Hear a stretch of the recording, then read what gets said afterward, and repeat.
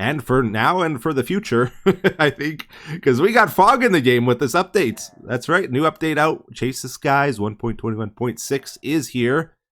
And I'm just trying to get used to things. We got new clouds as well. But the fog really struck me, like more than I was expecting. I'm on the fence on it right now. I'm not sure if I like it or not. I do like how stuff kind of fades in a little bit better in the distance. Like you see the pyramid coming into view there. It's a little bit more gradual, I feel, which is cool. Yeah, so this update, we just got an update just recently, and we're already on to the next one. I feel like the updates are coming out so fast. But I like it. I do like it, actually, the new release schedule they're doing. This is not a very big update. We mainly only got 2 things with it. We got the Happy Gas, which we're going to check out, and the new lead rework as well. There's some smaller things too, like we got a new music disc and some like behind the scenes changes with how arrows and potions and some other stuff works in the background that most people won't care about. I want to find our gas tiers. Yes. So first thing here, let's get a Happy Gas crafted. Oh boy, I thought I had more than that.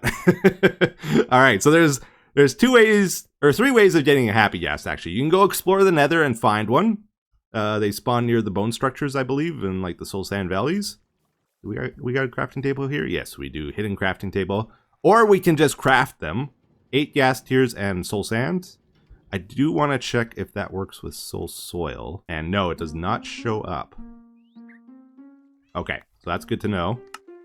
Craft it, and we got ourselves a dried ghast, which you can place on the ground. And this poor little guy, he's like a shriveled up ghast from the Nether.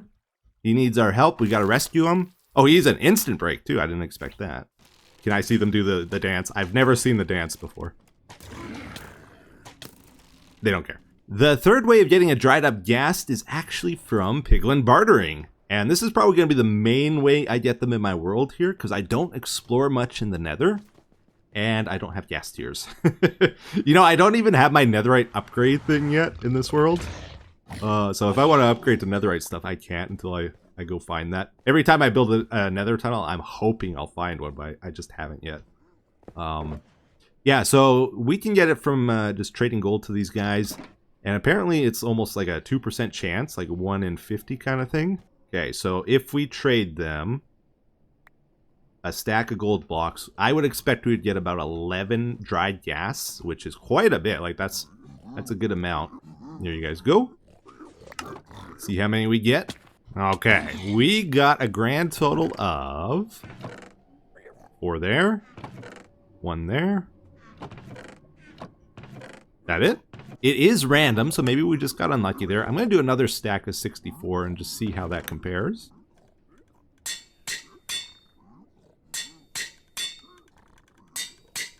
Looks like they're finished there. Let's check it out again here. Oh, we got 10. There might be some in the hoppers. Double check those again. Oh, and 1 went up there. Okay, so we got 11. That's exactly what we were expecting. They make noise. Oh, I love that. Yeah, we got some dried gas to play around with here now, and they are kind of interesting. Initially I thought they were just the same as the mob head model, but no, it's a completely different collision box on these guys. It's way bigger. Like, it's wider and it's taller as well. The closest thing I could find to it, I think, is like the amethyst cluster. Like, this is the same width, but even still, this is a little bit taller. Now, believe it or not, one of my absolute favorite things in Minecraft these days is parkour. I love parkour so much. More than I was ever expecting. I pretty much ignored parkour for the first 15 years playing Minecraft, but now I'm like really into it. And I tend to think in terms of parkour these days.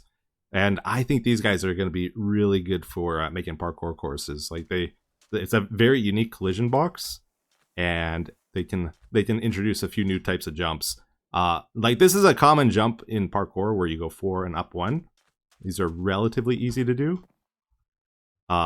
With these guys, because you lose the 3 pixels on this side of the guy and the 3 in the front, it's a way bigger distance to jump, and you're still going the 4 and then up 1. I think it's actually impossible to just run into it and make that jump. You have to use momentum. So it'll be kind of big in parkour. And you can put like walls and fences on it and stuff. Yeah, I think these are going to be cool. And unlike amethyst clusters, where if they're in midair, they break, right? You can't have floating ones. Well, these can be floating. Okay, that's cool.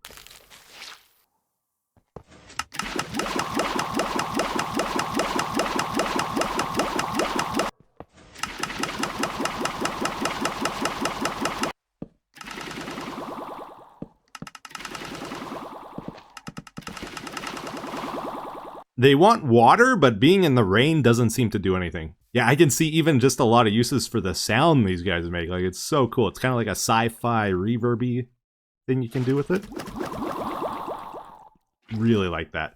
So we're going to start making these guys grow up here. So all you got to do is keep them in water. And then, like, after about 20 minutes or so, they slowly go from, like, sad gas to neutral gas to happy gas.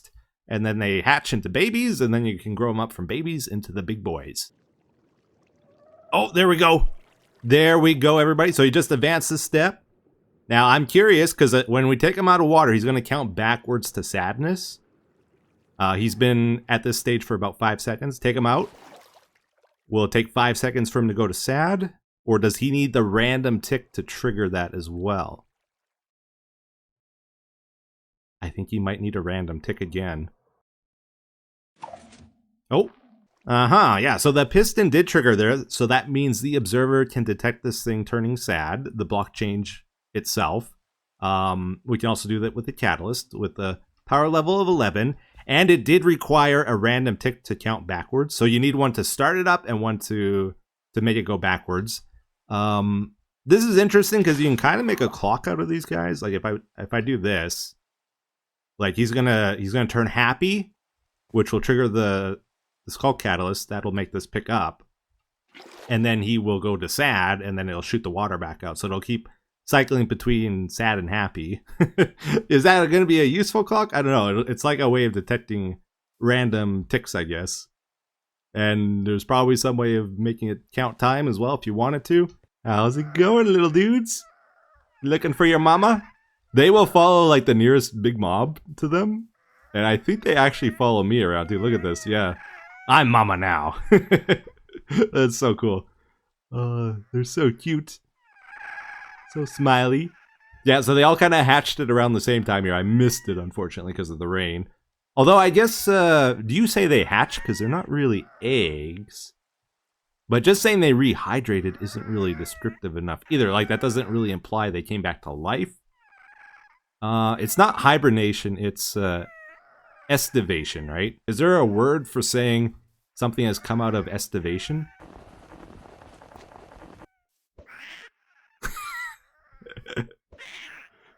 I like that cry sound they make. Oh, there we go. Yeah, we can feed them the snowballs, and then they grow up faster.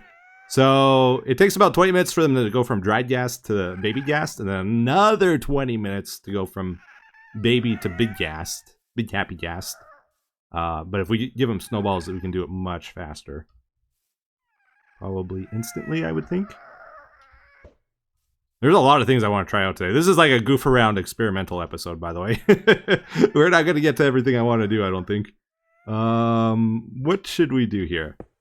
Kind of wanted to name a few of them, but I might have...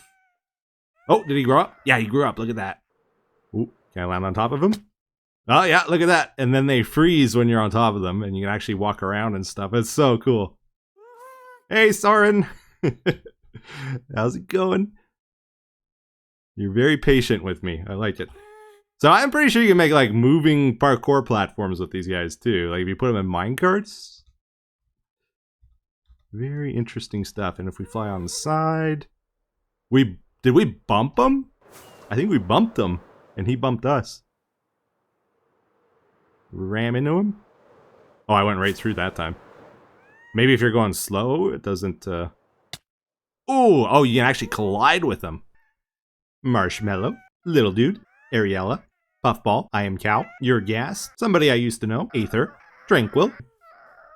Oh, they're growing up quickly now. Little dude's no longer a little dude. I did another test here. I had a dried gas, and I was trying to see how many times the observer would trigger as it was growing up. And it triggered 4 times. The skulk sensor triggered 3 times, which is kind of odd. I guess the skulk catalyst only detects the stage changes, and there's 3 of them, right? And this would also detect the dried gas disappearing. And I didn't count it, but also placing it too. So it would be like 5 total. I've been watching them here to see if they'll run into any cactus, and so far it's been okay, I think. They seem to be pretty smart. By the way, these guys also make sound if you put them on soul sand or soul soil. It's like a little crackling sound. And if you put a bunch of them together, it just amplifies it, makes it play more often. So that would be good for like a spooky mansion kind of feel. Maybe a fireplace. It would add to the crackling sound of the fire. I want to try out the new leads, because I think we can lead these guys together and like connect them. Oh no, did it switch? Wait, what happened there? Oh, I leaded both of them. I was trying to connect them together. Gotta figure out how these work. Okay, now everybody's... Oh, I connected those 2 to the 1. Interesting. Okay, I don't know what I'm doing. But yeah, they're following it, and it's pulling them along. So you can also just lead these guys and like have them follow you. But I think in this update, if you use the rocket, yeah, it just instantly disconnects anything. So there's no pulling guys with rockets anymore. Just doesn't work at all now. Which I got mixed feelings about. I think it would be too powerful if you could do that, because now the leads don't break up like under any conditions, I think. Possibly if you get too far away. Let's try that actually. I'm gonna pull this guy through the trees and see if it'll break if we stretch it. Oh, it does if you stretch it still. Obviously we can't rocket boost and pull mobs anymore. Can we wind charge launch and pull mobs, or will it break? We're going to find that out. So we can call these guys just by holding snowballs. Hello, hello, my friends. I shall grab Soren. We're going to go Soren with him. So let's see if he hangs on or if it's just going to break the lead. Okay, here we go. Oh, I think it's gone. Yeah, it broke instantly. Darn. Darn, darn. It's pushing him a little bit, but... okay. No fun. We're not allowed to have any fun with them. Oh man, I was really excited about the wind charge thing. This is one of those days where none of my ideas are working, I think. I wanted to like wind burst off of these guys and then have them pull up towards me and like keep doing it over and over, but it just detaches the lead if you try to do it. But you can jump off of them. It just won't pull them with the lead. 3 dispensers? That time it worked. Okay. And he came up with us. So that's kind of cool. Alright, I'm determined to find something stupid we can do. What if we throw horses in the mix here? What happens then? Can we... Yeah, we attached them together. So now what happens if we go for a ride? It's like we got a balloon on us now? It's kind of cool. Ooh. Pretty fast. Pretty fast. Okay, I like that. Good way of moving them around if you need to. I kind of want to like parkour on him though. Thing is, he seems to want to climb up. Oh, we got on top. Okay, so we're on top and he's leaded. So now if we jump, does he pull up?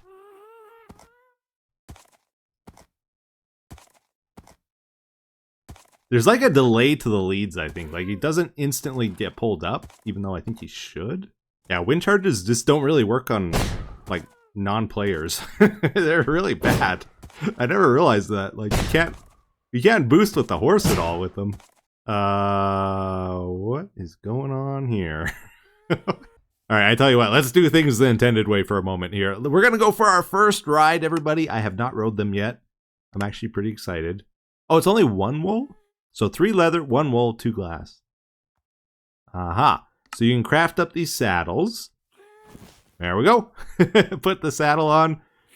They fly around with their goggles up, and then if you go ride them, you can get like up to 4 people on these.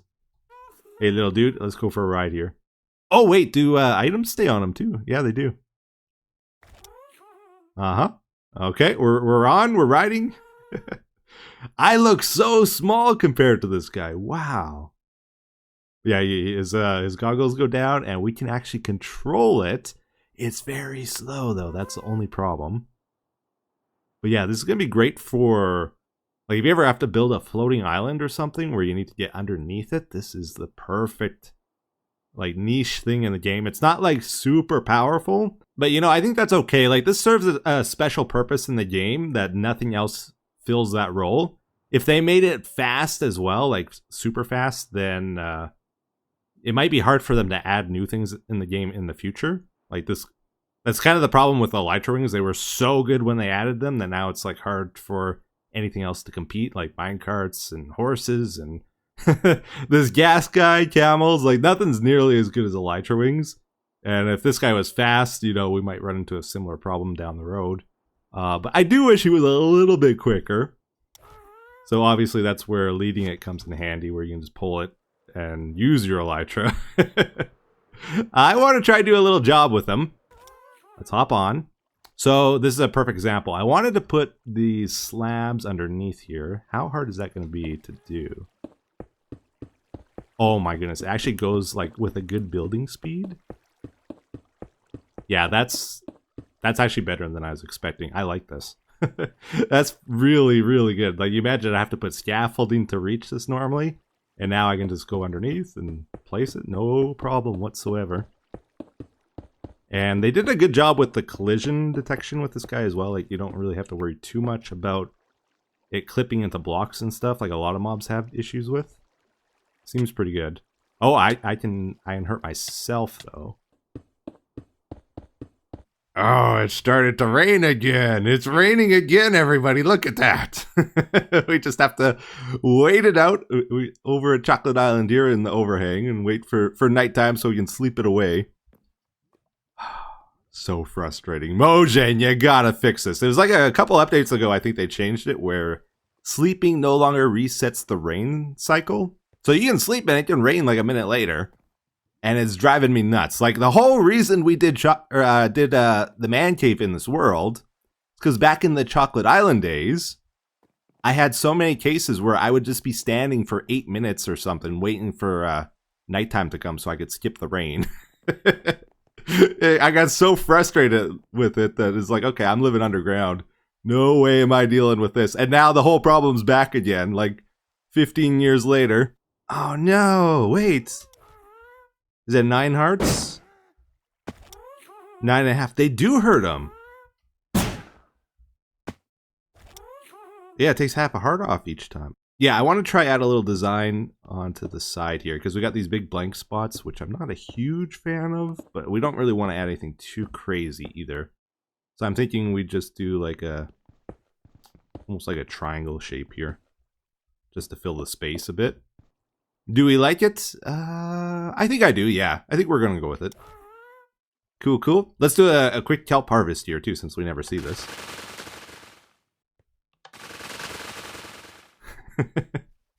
I like doing that. I don't know. It's a fun thing. Oh, you know, they did something pretty clever here, I just realized. Because you're on the edge of the ghast and not in the center.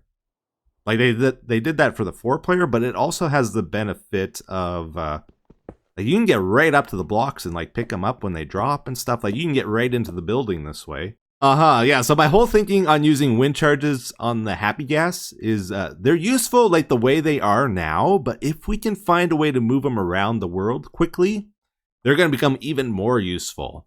So, unfortunately, hitting them with the wind charges doesn't really do much, right?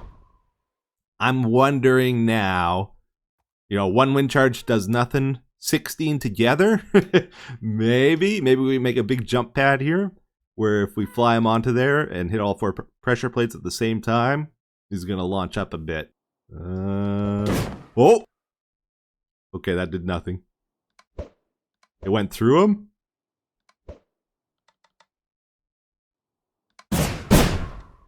That guy got hit. It's going right through me. Okay, I think we're in good position here. We're a little bit off the ground. Seem to be centered, so we're just going to toss an item. Okay,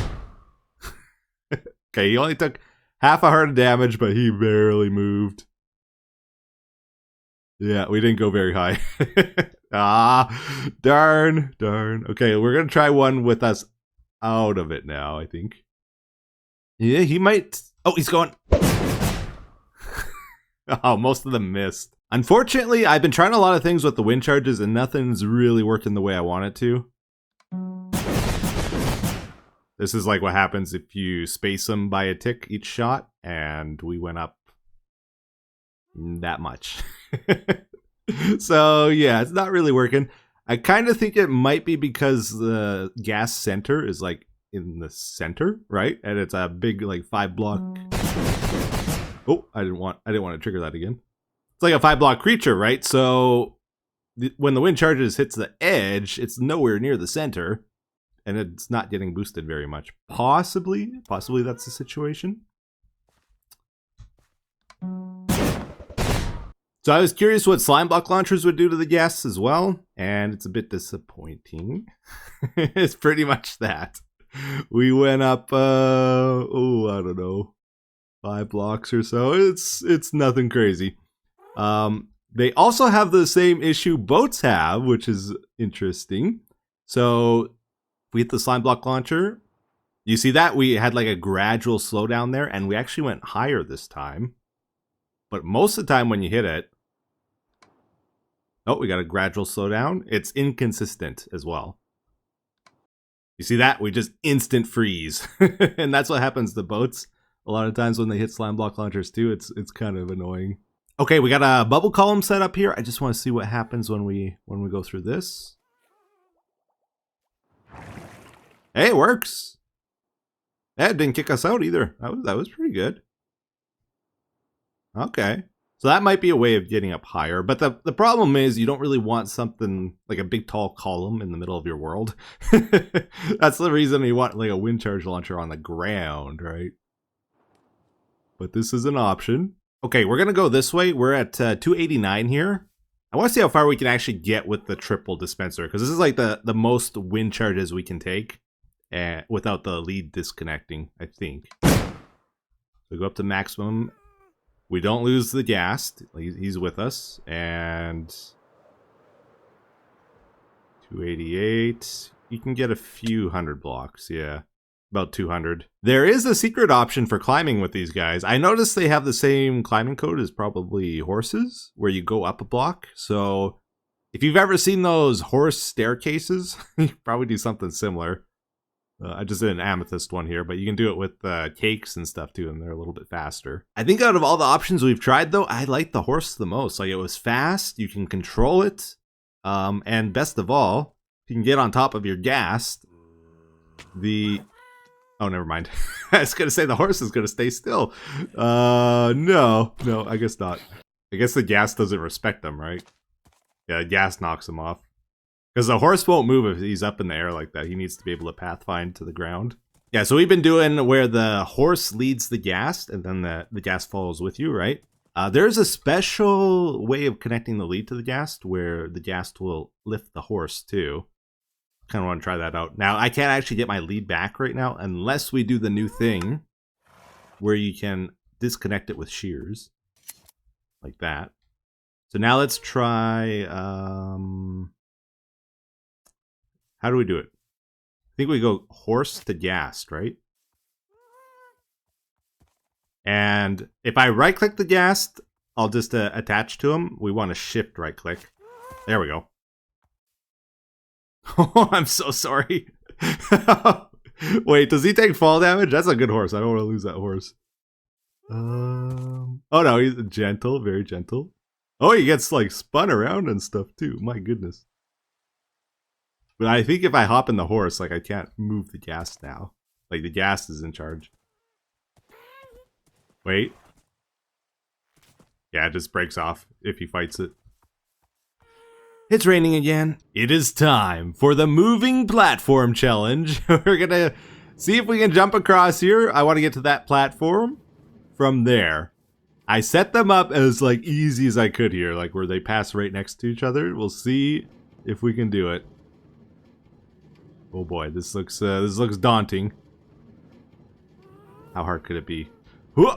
And jump, and oh, I'm slow. Wait, we got it. We got it. We got it. Oh, that wasn't too bad, actually. Challenge number 2. Okay, this one's going to be way more tricky, and it's changing over time as well. So you got to get the right cycle here, I think, to do it. But they move 8 blocks per second on a minecart, right? If we sprint jump, we can move over 7 blocks a second. So we can almost keep up. And then on a bend, we can kind of correct for any lag behind we're doing, is the idea here. So we want to get to that platform, which means I want to jump, I think, right when he gets here. And then jump, sprint jump all the way, and then try to get across, and oh, I'm too slow. See, oh, did I flip him the wrong way? Let's see if we can do it going the other way. It was a good attempt, We almost had it there. I just messed up a little bit. Whoa, whoa. Oh, no. I'm doing it without my elytra too, so I can't cheat. Sprint jump. You gotta get it like right on the edge. Okay, he's coming over, and oh, we did it. I could definitely see this being a fun thing, like setting up different courses. Before we do the comment of the day for this episode, I just gotta say this one thing about the dried gas, because it's been on my mind. What do you guys think about the whole 20-minute timer on them that you can't skip? Like, I kind of think they should make it where you can feed them gas tiers or something to speed it up. There is some argument to be made where it increases your attachment to the happy gas when it like becomes a baby or whatever, because you've spent extra time with it. Maybe there's something there, because you want your players to be attached to your game so they'll keep coming back, right? But 20 minutes that you can't skip. There's another argument with game design where it's like, well, you don't want to be wasting your players' time, and if you put a 20-minute clock on something, it better be a good 20 minutes, and it's just waiting. It's just waiting around. I couldn't help but think of Wilson for this, you know? It's very similar, where you go from sad to happy. What if they made some kind of interactive system where you had to, like, check it every few minutes and take care of it in some way? Maybe feed it gas tiers or snowballs or something, and if you do well in taking care of it, then it advances a stage in happiness. But if you miss it, if you ignore it, then it goes backwards or something to sadness. I don't know. Maybe. It's more fiddling around with it, though, so there is a downside that some people might not like that. Comment of the day, everybody. Have you ever built a redstone contraption and then realized at the end you made it way too complicated, and the real solution was much simpler? Yes. Oh, yes. Many times, everybody. Many times. In fact, the way you make redstone devices generally is to make them more complicated than they need to be, just so you can fine-tune and figure out exact timings on things. And then once you got it figured out, you kind of compress everything, make it simpler. So there's that. A lot of times, I will find a solution to it later that's better. This episode alone, even, you might have noticed a strange cut where I had like a bunch of redstone around our thing here. Yeah, so in the original cut of this episode, like when I first tried to pull the gas up into the air with a lead, I first spent like a minute or two showing off the wind charge launcher I made, and I thought it was pretty cool. And then I got thinking later in the episode, I wonder if that actually is the best way of doing it. So then I went into our creative copy of our Let's Play world here. This is where I do some planning and brainstorming if I need to. And I got down this rabbit hole of like, what is the best way? So I tried a bunch of stuff like retracting a piston right before they shoot. Actually works pretty good, but you need a lot of redstone around it. It's comparable to the cauldron though. It's maybe 10 blocks higher or something.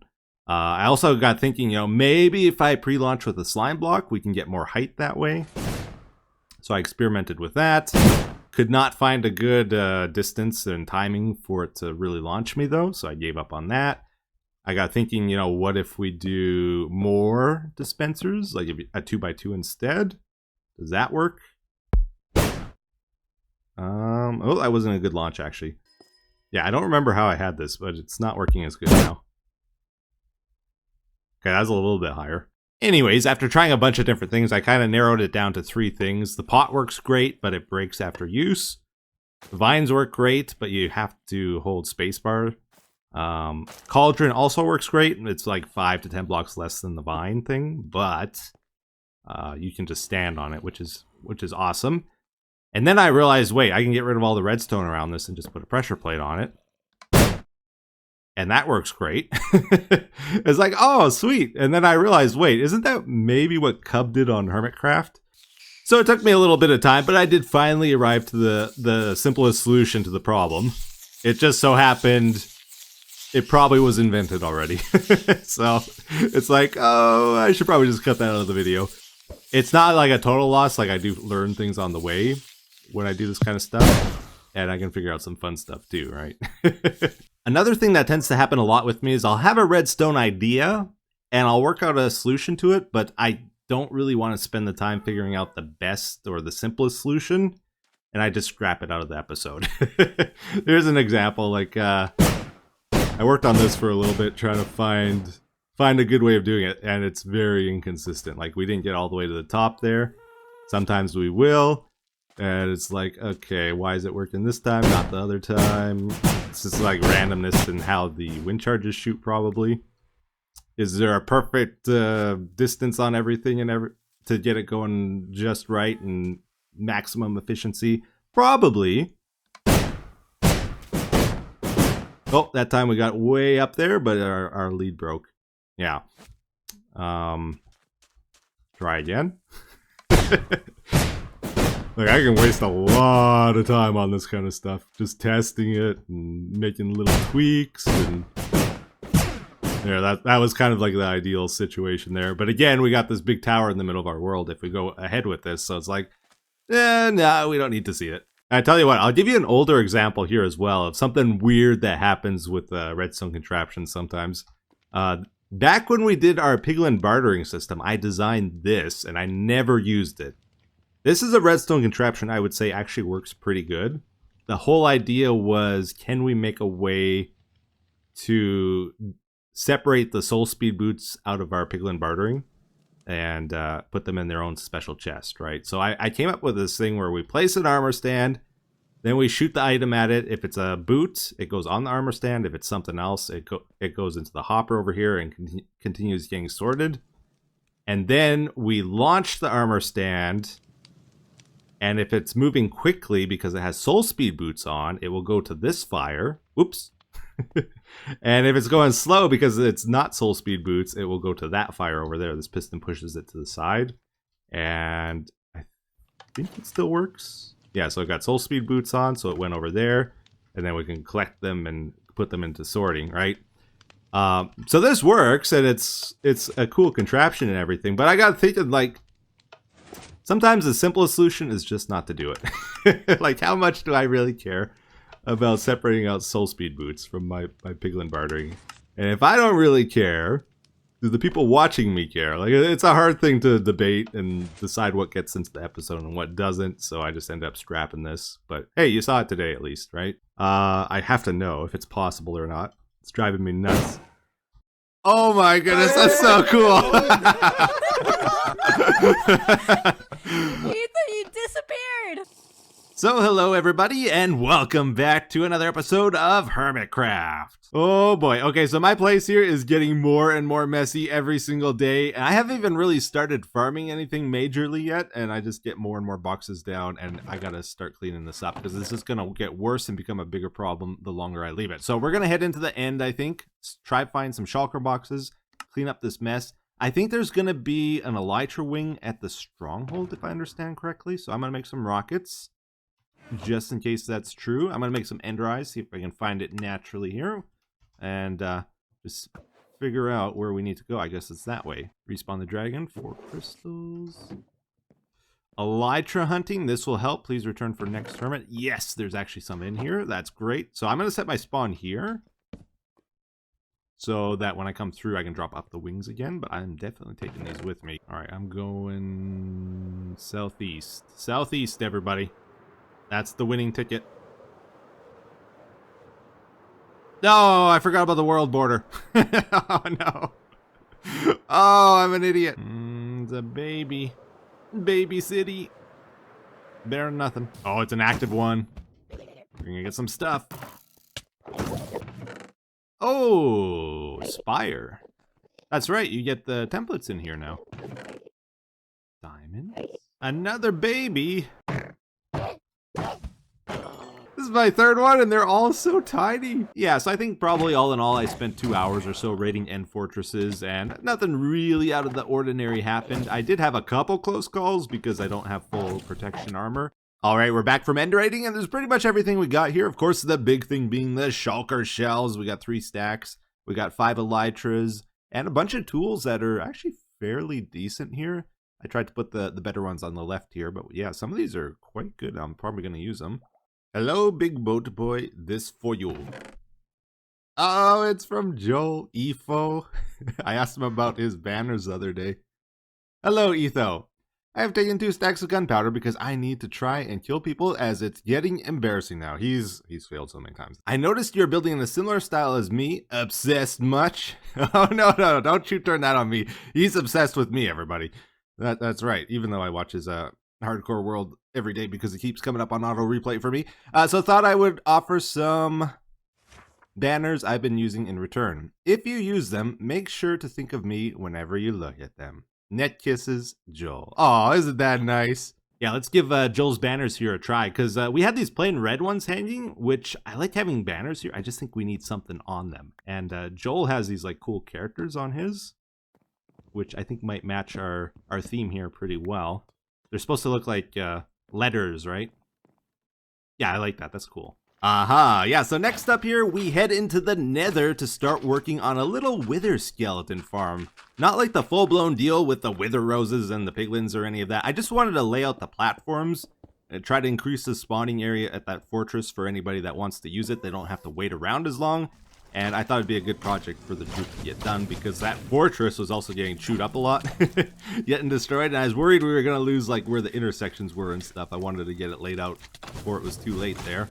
Because we have an insanely lucky seed this time. Like the fortress is right in the middle of Soul Sand Valley. That means you don't need to waste a day or whatever spawn proofing the nether, laying down slabs and buttons and all that stuff. It's kind of all done for us already. And as I was working on it, you know, it seemed good. I was about done and it's like, oh boy, this is insanely dangerous. I almost died so many times and I realized I can't just leave it like this or, you know, some hermit's gonna come along, use it, get killed, lose all their stuff, and I would be responsible kind of for that. So I figured I got to get some beacons down here for the resistance, for the regen, just to make sure they're okay when they actually use it.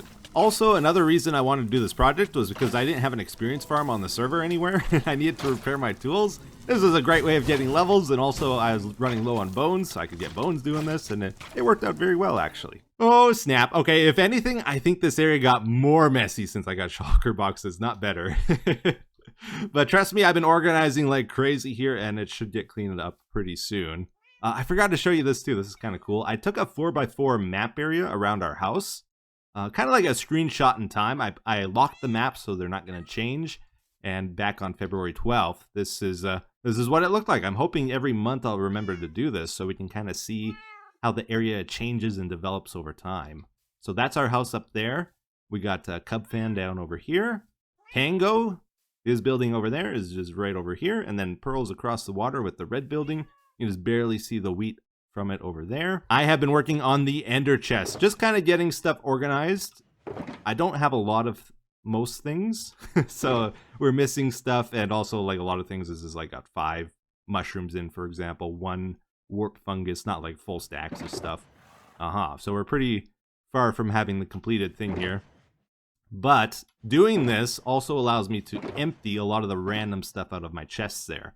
So those are looking much more empty. We don't have any wool, really.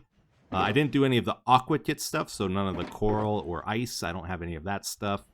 And we are also missing concrete, because I don't have much gravel or sand just yet. Oh, that's not good. Well, actually. Oh. Like, really, oh, you don't have any slabs, do you? I can make slabs. I just want to see if we can get like a That's really... interesting. You can use signs as kind of like something thicker than a slab, but... Yes. Yeah. Yes, like okay. the in-between. Yeah. Dude, that's pretty... That looks that's pretty good. fancy. I like that. People are going to see that. It's like, that's not possible in Minecraft. No, it is. Yes, it is. With beat-ups, it is. This might be pushing it for you a little bit. I don't want to push you too hard. Mm-hmm. You're thinking about texturing the floor? I know it's coming. I know it's coming. I'm saying, let's say the theory is, or the idea is, I want pink petals on the ground. That is the priority. Mm-hmm. If that is the priority, you could potentially put it over packed mud, which would blend good with this. Yeah. And then, so it doesn't look weird, like, why is there packed mud here for no reason? You kind of, blob it in certain areas around. You gotta kind of mix randomly. it in. Yes. Yeah, I know what you mean. It's a give and take. This is like my standard to do it like a solid fill like this, and Yeah. but I can texture too. Like I know how to texture. Yeah. Oh, I know you can.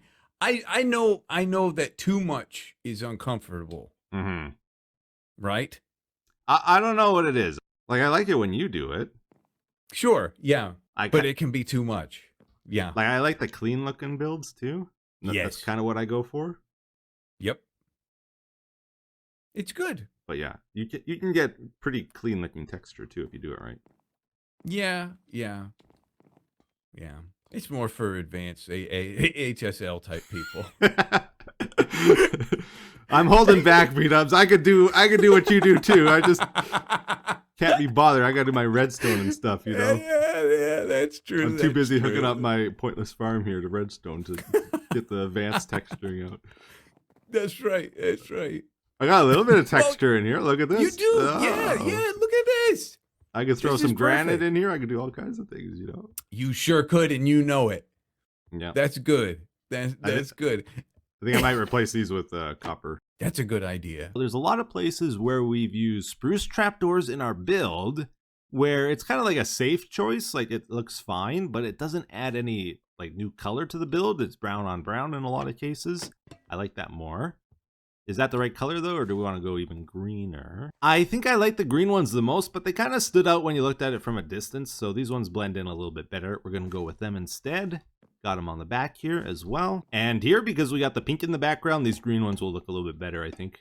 They do stand out quite a bit, but I think I like that. Okay, so I just hooked up our 3 little farm plots here to some redstone. It's kind of gimmicky. I don't know if I would actually use these for farming because it's not really enough space, but it's also kind of cool to get it actually functioning in our garden here. So just for now, I put a button on the ground to do it. Let's give it a try.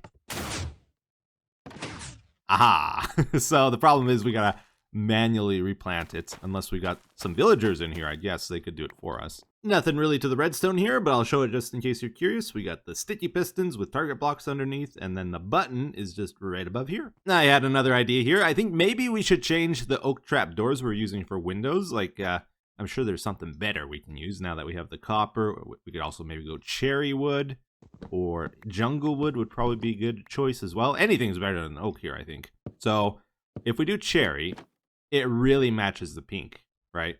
I also think for the background here, we should probably, instead of just having more oak trap doors, I think we either want to go for like light blue glass if we want a see-through window, right? You get a little bit of blue shining through, a little bit of contrast. Or if we want to block out the windows, I think a good choice would be the warped wood. Strip it like that, and then it's like a solid contrast color behind could be cool as well. It's the cherry trapdoors, the blue copper, green copper. Oh, I think this is my favorite so far. Oh, this is tricky. The jungle ones look pretty good too. Yeah, so I decided to go for the jungle trapdoors. They were very similar, I think, and the jungle ones are much cheaper. So that's what we went with. My goal this episode is to get the rest of this house done. Like, we still got this section all missing, this all over here. This probably needs to be changed. I don't think I'm gonna have a staircase going down anymore. So we gotta figure out what we're doing here today. This is one of those things that I'm not entirely sure about, that I've always kind of struggled with. Like, how much repetition is too much in a build? How much is not enough? Or even like mirroring in a build or flow, you know? Like, for example, if you were to draw a line down vertically here, this side and this side are basically identical. I mirrored them, right? Which is nice because that saves a lot of time when you're designing something if you can just copy it. But at the same time, you know, we got little variations. We got the blue shingles on this side, and this side we got the jungle leaves. So it almost feels a little bit different, right? But repetition's also nice. I think it's much like with music. You know, we like patterns and things, and I think that's true visually as well. like in music, we like beats and repeating rhythms and stuff, right? But you know, like a trance song might be a little bit too repetitive. You know, it might be a boring beat. And then jazz might be on the other spectrum where it's like almost too much. It's overwhelming where there's not enough repetition. You know, you got to find the middle ground, I think, with visual stuff as well. I was just having a conversation with my people about repetition in building. Oh, that's a great conversation. Mhm. What were you saying? Like I feel like it's a balancing act, right? Like if you have too much repetition, it can make something look boring. But if there's not enough, I think that's a problem too, right? Becomes Not necessarily call it a fragmented. problem. Depends, yeah. Is If you it have still- enough. So you're saying if I have 3 corners on my house and the 4th one's not there, that's fine. No. Okay, see now that's where it works. That's the situation I was talking That's the about. problem. That's, You need a corner. you don't need the Ethan. repetition That's a on the big 4th problem. corner. That's too No. much repetition, Pearl. Come on. That's a big How about a curve? problem. How I about a think it's curve? fine. It's fine. Oh, Dude, how about a curve? I like a curve. if a curve would fit. Curve with a though. nice little like tower on the side. Yeah, there we go. That could be something. I almost got out of having to build this today. I just about justified it. But I better get to it here. Yeah, so my general feeling is, you know, as long as each side of my building has something unique about it, I'm okay with a little bit of repetition beyond that. And I think it's fine. I want each side to feel a little bit different from each other is the big thing, which I think we're doing okay with so far. So I'm thinking we take this slice over here and we repeat it over on this side, because it's almost like we're building a box here. Like we have that framed in and this framed in. So why don't we just, you know, repeat it, copy it, like this, put this on top over on this side. And the beauty of that, this is the trick with repetition, because that's on one side of the building and the other one will be on the other side, you'll never see them together, right? So you don't even know they're repeating. I'm just cheating now. So I think that's the plan here. I got my stuff here. Let's start marking this out and get to building. All right, so that post will go right around here, I think, right? Yeah, okay, let's do it. Oh, snappers. All right, well, check it out, everybody. We got the exterior on this thing pretty much all finished up now. It might need a little bit of polishing here and there. Maybe we'll try our hand at some texturing as well, but for the most part, I think this is how it's going to be. And I'm pretty happy with it, actually. I think it turned out pretty cool. So we've added quite a bit onto this, actually. Like everything from this post to the left, all this over here is brand new. And that's actually a good chunk of the front here. Like that's another third onto the front. So it got quite a bit wider, which I think is fine. Thankfully, we do have a little bit of depth here. Like I didn't plan this at all, but that part sticks out a good 5 to 10 blocks compared to this new stuff we added on. If I planned it out better, I probably would want even more depth to it, but it's fine, I think, as it is. So we got our box built here. I did like a red ceiling here. I tried out these trap doors mixed in. Maybe a little weird. Maybe we'll get rid of those. I'm not sure. Again, we'll probably want to get some frog lights for these instead of glowstone once we can. Texture the floor. This I can texture easy. Beehive stuff is a lot harder to texture, I find, though. We'll see what happens with that. But yeah, we kind of copied another one of those window things over here. Actually, let's go into free cam mode. It'll be a little easier to see things here. Yeah, so this is another window thing, but I made it quite a bit wider. So it's a little bit more beefy, a little bit more interesting maybe. But I might change this as well. I'm not sure if we're going to keep it like that. And then, yeah, so we got to this part, right? We built all this first, and then up to this post, and then on the other side. The tricky part about this patchwork style I do is when you have to meet the two ends of the build together. So thankfully, you know, we got it fairly close there, but we still had this little gap to bridge. And I decided just to do something flexible, like a garden down here. I think that turned out kind of cool, right? It's a little different than the other stuff we've done.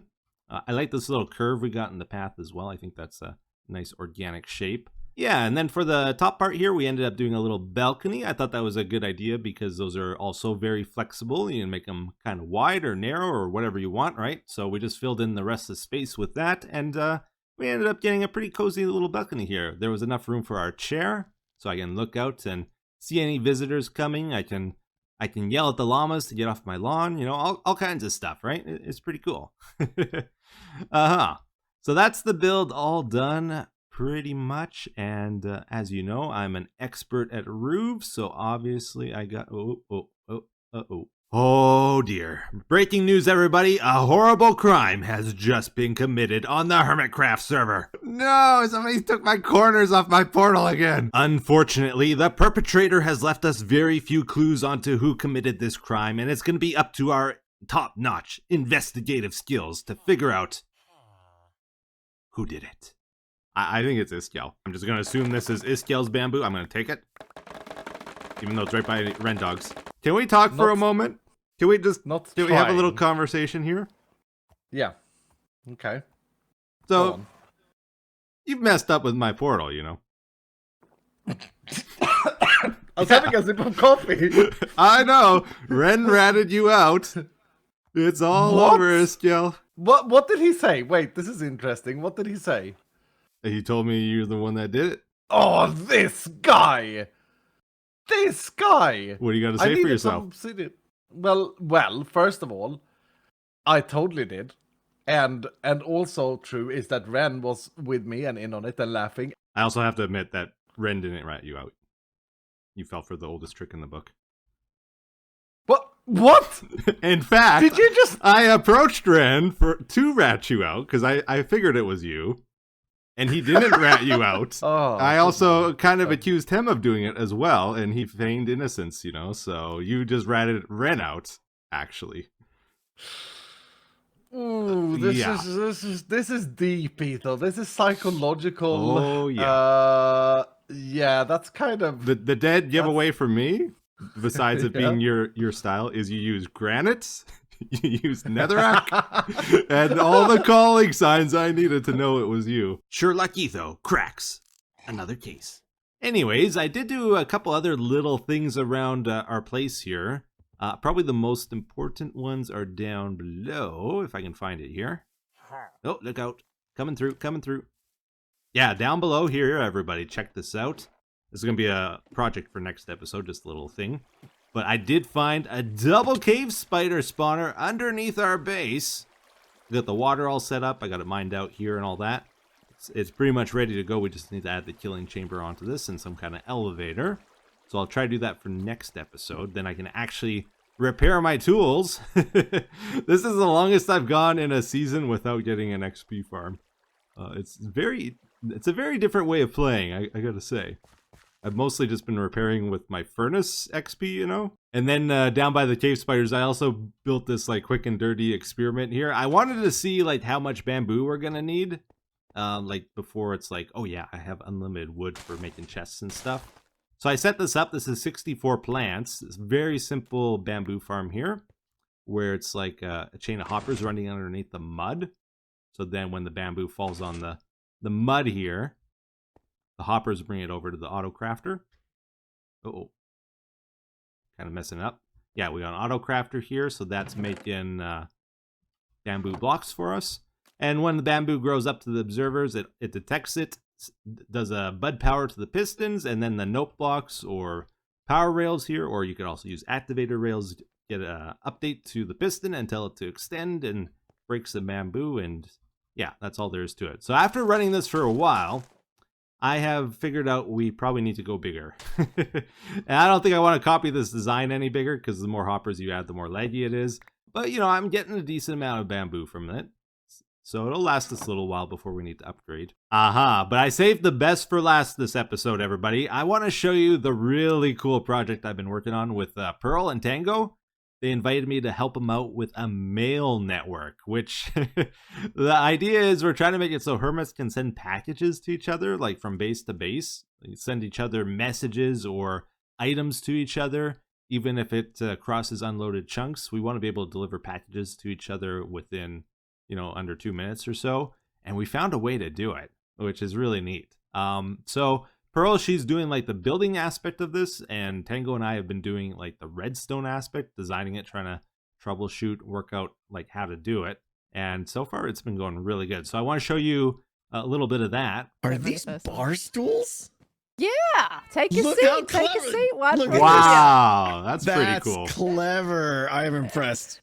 Thank you. If only I could Unfortunately, actually sit on yeah, it, but look, that's the small Close enough. There's details. a little pokey Close in the enough, middle, yeah. but Yeah. otherwise it's pretty good. I would really love to start up a postal service company. I'm just wondering if that's something that you two might be interested in helping me establish on the server and get going. You know? absolutely. What do you think, Django? You think we can pull Yeah. it off? You think we could? I think so. Yeah. I think we could do it. Yeah. I think we Yeah, can manage so a thing or two. Two redstone minds like yourself, do you think we could pull some magic to kind of do something fancy? I could build us a little like postmaster building and everything like that. Yes. Have a place for the company to operate from. And you know, Yes. sometimes But then, you know, sometimes packages go missing, you know, and they got to blame No, no, no, somebody. no, no, and no, no. it would No, be good not- if we no, had a head no, of the no, company. No. No, we will not have. Someone's gotta take packages go responsibility. missing. No, we are not Someone's that got to company. skim 10% of the packages too and keep the stuff Oh, that's a good inside. You know what point, I'm yeah. saying? If either and I can pull this off, we'll be able to deliver packages anywhere on the server, from anywhere on the server. Within a few Oh, seconds. that would be so cool. And then mailboxes would be used. Yes! That's It right. would be so cool. Right Not a here. fan of ladders, huh, Tango? Oh no, you did use ladders. Okay. I was about to say. We're making bring the an goods. L shape, right? Yes. We're making an L shape that's going to go like this way in a long direction and this way in a long direction. And this is the point where the two lines meet, right? This is the bend in the L. Yeah. Okay. And just checking the chunk borders. Is this like the middle of the chunk on both? Oh, I don't know. We can Because adjust that as we necessary. probably want that too, right? You're absolutely right. Yeah. Okay. So we'll assess that. Go, go, go, go! Oh. That's getting down to bedrock. Excellent. Yeah, maybe we should put a little more, but it's... We're fine. This one I didn't hit any lava pockets on, so I think it'll be a little smoother. Oh, this is perfect. Yeah. Oh, there's a little bit. This was a lot shorter too. Yeah, that's it. That's the end. Done. Okay. I mean, that's the bulk of the work. Now we got to clean it all up and put a little platform down so we can actually work down here, right? Yeah, and get our tunnels, get a workstation. That's right. We got to fix our All right. ladder back out of here, or we're never leaving. we're stranded down This here. is gonna be forever, decked out yes. too, where you never leave the cave otherwise. Exactly. Hey, I'm used to that. I'm ready for that. Oh, look at the mess I made. Oh, Tango, no. I'm sorry. Yeah, but it didn't help. It's still dark, and I'm being chased by a child. Oh, good guy, Django, trying to help Trying to help buddy Scar out. Oh my god, now I'm being a pincer. Like B-dubs would say, pincer move. Now there's a spider. I'm in Green's vertical mine shaft now. I'm sad. It didn't give me a message on my end that anything happened. Did you You die? didn't die. You just blew No, up a I bunch didn't of our work die. here. I just blew up a bunch of stuff. It's fine. It's fine. You know, as a man who only slept 3 times in season 9, I thought maybe you'd get back into the sleeping game. 3 times? Is that for real? No, that's not true. Oh. I feel like it was. Yeah, so we dug out an area down below at the bottom of the nether. We're at like Y8 down here. Yeah, Y8. We slabbed it all out to make it nice and neat. Did our best to spawn-proof most of it. I think it's pretty good. Yeah. How do we even explain this? Oh. Okay, so we're sending mail, right, Tango? Yes. How are we sending mail? So the player, and we'll show some of this later, hopefully when we build some of the actual mailboxes in people's bases, but the idea is that they can send whatever they want in a shulker box, right? Yes. They can put something in a shulker box. They put a stamp along with it. The stamp determines where it's going. So like, I'll give like a shulker of sand, and then I'll take an Ethos stamp and put it alongside it and hit the send button. Yeah. And then that shulker box will arrive at your base. A little note will go off, ding ding, and you'll see the whole shulker box right there. Don't you sleep again, Tango. So this is our dynamic chunk loading system. Every time you go by here, you hear those clicks going off. It's sending an item through that portal, which is instantly being rebounded the other way. But what that does is it loads a 3x3 area of chunks around. So the minecart, with no one even in the nether, can safely travel as far as we want down this track. That's right, because we're going to be sending our mail with storage minecarts on the track we're riding right now. And if there was no one here, they would go to an unloaded chunk and just stop, right? And just stop and be very, very sad, yeah. Yeah, so we need the portal chunk loaders to keep it going. Right. So then the idea is the stamp, we're going to have all these little like junctions off this line we're riding right now. that will filter out the stamp and say, oh, this is, you know, whatever, this is Mumbo's stamp. And then it'll divert the minecart and go off like a little detour toward his personal mailbox. All right, Tango, I'm putting down the storage minecart. I'm Excellent. loading in my message, and this time I'm going to use the power rail. Excellent. It's gone. Okay. It's on its way. It should be about now. Show me minecart. Uh-oh. Show me. Oh, yeah, I don't see same exact spot. Okay, there's Same got to be an spot. issue here. If this one works, it loads this chunk. But if you think it stopped here, then that means this one's not working. Well, I can tell you the reason why, Tango. Oh no! Did you find it already? I found it already. So you'll notice where the detector rail is and where your redstone is, Tango. Oh! So, some things aren't lining up here. One of these things is not like the other. Oh, The good news is that's an easy fix. that is an easy fix. Yep. Off by one. Yeah, it's bound to happen with how many things we've set. Yeah, up we here. had to do 30 of these things. I'm loading in your message. Excellent. I've sent it on its way.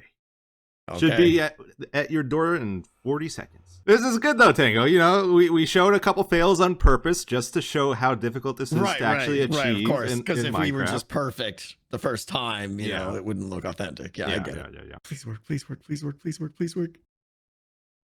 Any moment. We're waiting for it. You're making me nervous, Tango. Oh! Oh dear. God, it's peak time. Peak time? Okay. Well, that's good it made it that far. That's a good sign. It's progress. Definitely progress. Oh. Oh no. This is out. I want to see it. This It's might be Ethos my Lab. fault. No. Yes. Come on. What is it? Why are you using dispensers? He figured it out. What? So as I was setting those up, I had droppers and dispensers in my hand, and I must have mixed them up once. So yeah, I was, might have used some dispensers instead of droppers at one point. On the advice of Tango, not by mistake on my part. Of course, yes. No, I This messed is up. great. We're both messing up. Okay, it's on This its way, is part of Tango. it. Yeah. All right, cool. Oh, you just sent it? Okay. Yeah. 35 Kind of feel like you should seconds. get it by now. Should be arriving now. There it is. Oh yeah! It just showed up. Yes! Hello, Tango. Oh, we just sent a message. So just 1,200 blocks. to confirm, I'm at minus 880 right now, and you are? Yeah, I'm at 443. That is insanely exciting. Okay, I might be smiling from ear to ear right now. So that means we can send messages across bases Yes. now. We just have to start hooking up to the bases, right? Yeah. All right, everybody. So this is going to be a little bit difficult for me, but I'm going to try explain how the mail system works. We're just going to go step by step with this, and as long as I don't get too bogged down in the detail, and I give you a little demonstration here, I think you'll get the gist of it. So you might have saw this thing in our base. This is the mail box. So each base is going to have one of these mail boxes. Is the idea. This is like the default unit. You can decorate it, make it look nicer. I haven't got around to doing that just yet, but yeah, there's just a little bit of redstone to it. So the purpose of this thing is to send and receive packages. So you'll have a stamp collection here. Currently, these are the only two people with mailboxes, myself and Scar. So what you do is you load up your message in the shulker box. So you can put whatever you want in here. You can put notes, you can put items. I can send Scar some stone, for example. I think bundles actually work in shulker boxes as well. And then you stick your finished thing. This is what we're sending him, by the way. We might be able to get some diamonds off of him. You guys know the Nigerian prince scam? Gonna do a little mimic of that. Anyways, so you put your shulker box there, and then you choose your destination. So I want to send this to Scar, right? Not Etho. So let's get Scar. You put one stamp into here. Now this is a smart unit as well, so if it's missing a stamp or if this shulker box is empty, when you press the button, nothing should happen. It doesn't send it. So it makes sure you're actually doing this correctly for the most part. But now that we have items in the shulker and a stamp, we hit the button and it'll send it. Okay, so that goes down below here. There's a lot more to this, unfortunately. So yeah, you see there's a long 2 elevator shafts, one for going down, one for going up here. So it goes down to this hopper. The stamp and the shulker box land in this hopper. And then we detect that. We tell it to send out a minecart. And that minecart waits here for a bit. And then the items get loaded into the minecart. And it goes off into our portal and to that rail loop we saw earlier in the episode. So this is also a bit of a smart system as well. We try to recycle the minecarts. So this is the receiving line coming in this way. It breaks at the cactus. And then the shulker box gets unloaded here and shoots up the water column to our mailbox, which we receive in this barrel. You can receive multiple packages in this. You don't know who it's from, actually, unless they actually tell you with a note, or if they name the shulker box from Ethos, for example, then you would know, but otherwise it's kind of anonymous. I'm hoping most people will actually label their packages so you know where it's coming from. Down below again. Okay, down we go. So yeah, those come up the water elevator to the barrel. And then we will craft a new minecart if it's running low. If this dispenser has, like, I think just 1 or 2 in, it'll automatically craft a new one using the auto crafters. So we can store a bunch of extras there, because you gotta think, if someone's sending more mail than they're receiving, eventually they'll run out of minecarts, even if we are recycling them. I'll give you a quick little walk around here in case you're crazy and you're going to try copy this redstone. Good luck. It's a little bit hard to see it, I gotta say, but you know, I've seen people do crazy things. This is a sticky piston here, observer, clock kind of thing. And yeah, so that's kind of the whole unit. Now you might be wondering, why did we separate these 2 units? Like, why is this down here in the mailbox up above? And the reason is because we wanted to have as little a footprint as possible in the hermit spaces. Like, this is kind of the minimum thing they need for interacting with the mail system. And then all this extra stuff down here is just for packaging the shulker box and the stamp into a minecart. And we can hide that down underneath their base where it's out of the way that way. The other big question people have is, why are we going down to like Y13 with our portal here? Why aren't we putting it like on the nether roof or something, right? Well, the big reason is because, like, if we were trying to deliver a message to a hermit using the nether roof for our system, that's up at like Y130 or whatever. So they would have a portal floating above their base somewhere if we were to link it up properly. And they probably wouldn't like that. So that's why we're doing it down at the bottom of the world. It's kind of out of the way that way. So yeah, our package gets sent down this line. Let's follow it now. So that storage minecart has this stamp inside that says Scar, and it also has this shulker box. We send it down our loop here, always going clockwise. We don't want some of them going clockwise, some going counterclockwise, because then they'll run into each other and stop each other. If we always go clockwise, even if like multiple hermits are sending a package at the same time, it's very unlikely they would ever collide with each other and cause a problem. But yeah, we send it down our loop here, and then eventually it gets to Scar's Junction over here. Right here is a hopper item filter thing with a Scar stamp inside. So once it gets that, we send a redstone signal to this junction. We tell it to switch so that the minecart, instead of going straight, it will turn here to Scar's portal, and that's how we tell it where to go. Now, in order for all of this to work, we also need chunk loaders running in the nether here. That's what all these portals are in the middle. So again, we'll just look at the redstone real quick. I'm not going to explain it all.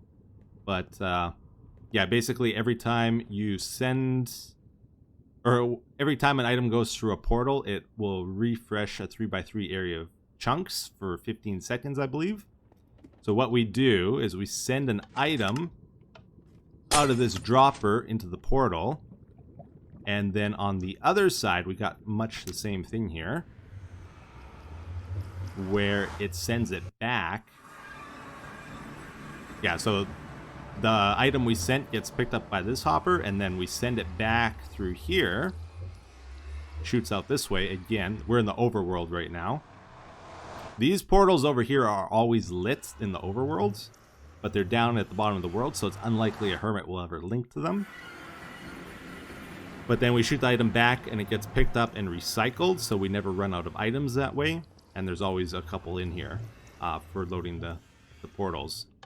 We break the portals afterwards so that it's very unlikely a hermit would ever accidentally link down and get stuck in our system here. It's not like they're not running unless we need them kind of thing.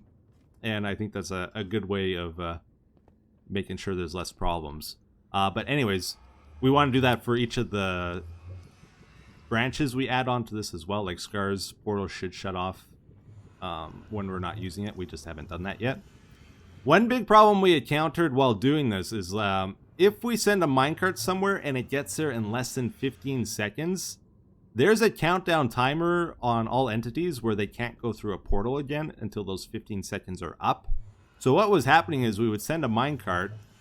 If it got here in 15 seconds or less, it would not go through the portal and it would kind of just freeze and get stuck on top of the portal block here and never go through.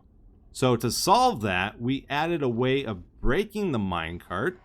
It unloads it first with this hopper, gets the shulker box out of it, then we break it at the cactus, then we place the minecart again with this dispenser, and then we load it again with the hopper here and the shulker box goes inside. And by doing that, we get rid of the countdown timer on the minecart, and it's a brand new minecart that will go through the portal even if it hasn't been 15 seconds, which is a pretty cool trick. A little complicated, right? Yeah. Anyways, that minecart made its way over to Scar's portal here, goes down the receiving line, hits the cactus, recycles the minecart into here, and then we shoot the shulker box up the bubble column here, and it goes up to his mailbox. Hopefully there's no spoilers here. And yeah, look at that. So it's sitting and waiting for him right here. Yep. So hopefully you got something out of that anyways. It's a bit of a crazy system. Honestly, though, I had a ton of fun making this thing. I think Tango did as well. It was fun working with him on this project. It's not often you get weird redstone projects like this where you gotta, solve a lot of things and figure it out. So it's cool to do something a bit different. See, I'm not a very entertaining YouTuber, Gem, so I have to put more work into to make my episodes better. What do you mean? What's your time played? I'm at 11 days. 11 days. Is any of that AFK? Not really, no. Etho. I got 4 episodes out. Do you ever yeah, what? Yeah, that's worse. That is worse that you only have 4 episodes out. Can you get off the server and do some editing? My god. Yeah. Now, I will say, though, all my episodes have been like 40, 50 minutes. I gotta get back to the 20 minutes. They've been huge. I gotta get back to the 20s again. I haven't even watched your most recent one because I looked at how long it was. I was like, I just can't. I know, it's a problem. Don't have that long. Yeah, so hello everybody, and welcome back to another episode of Hermitcraft. Whoa. Oh!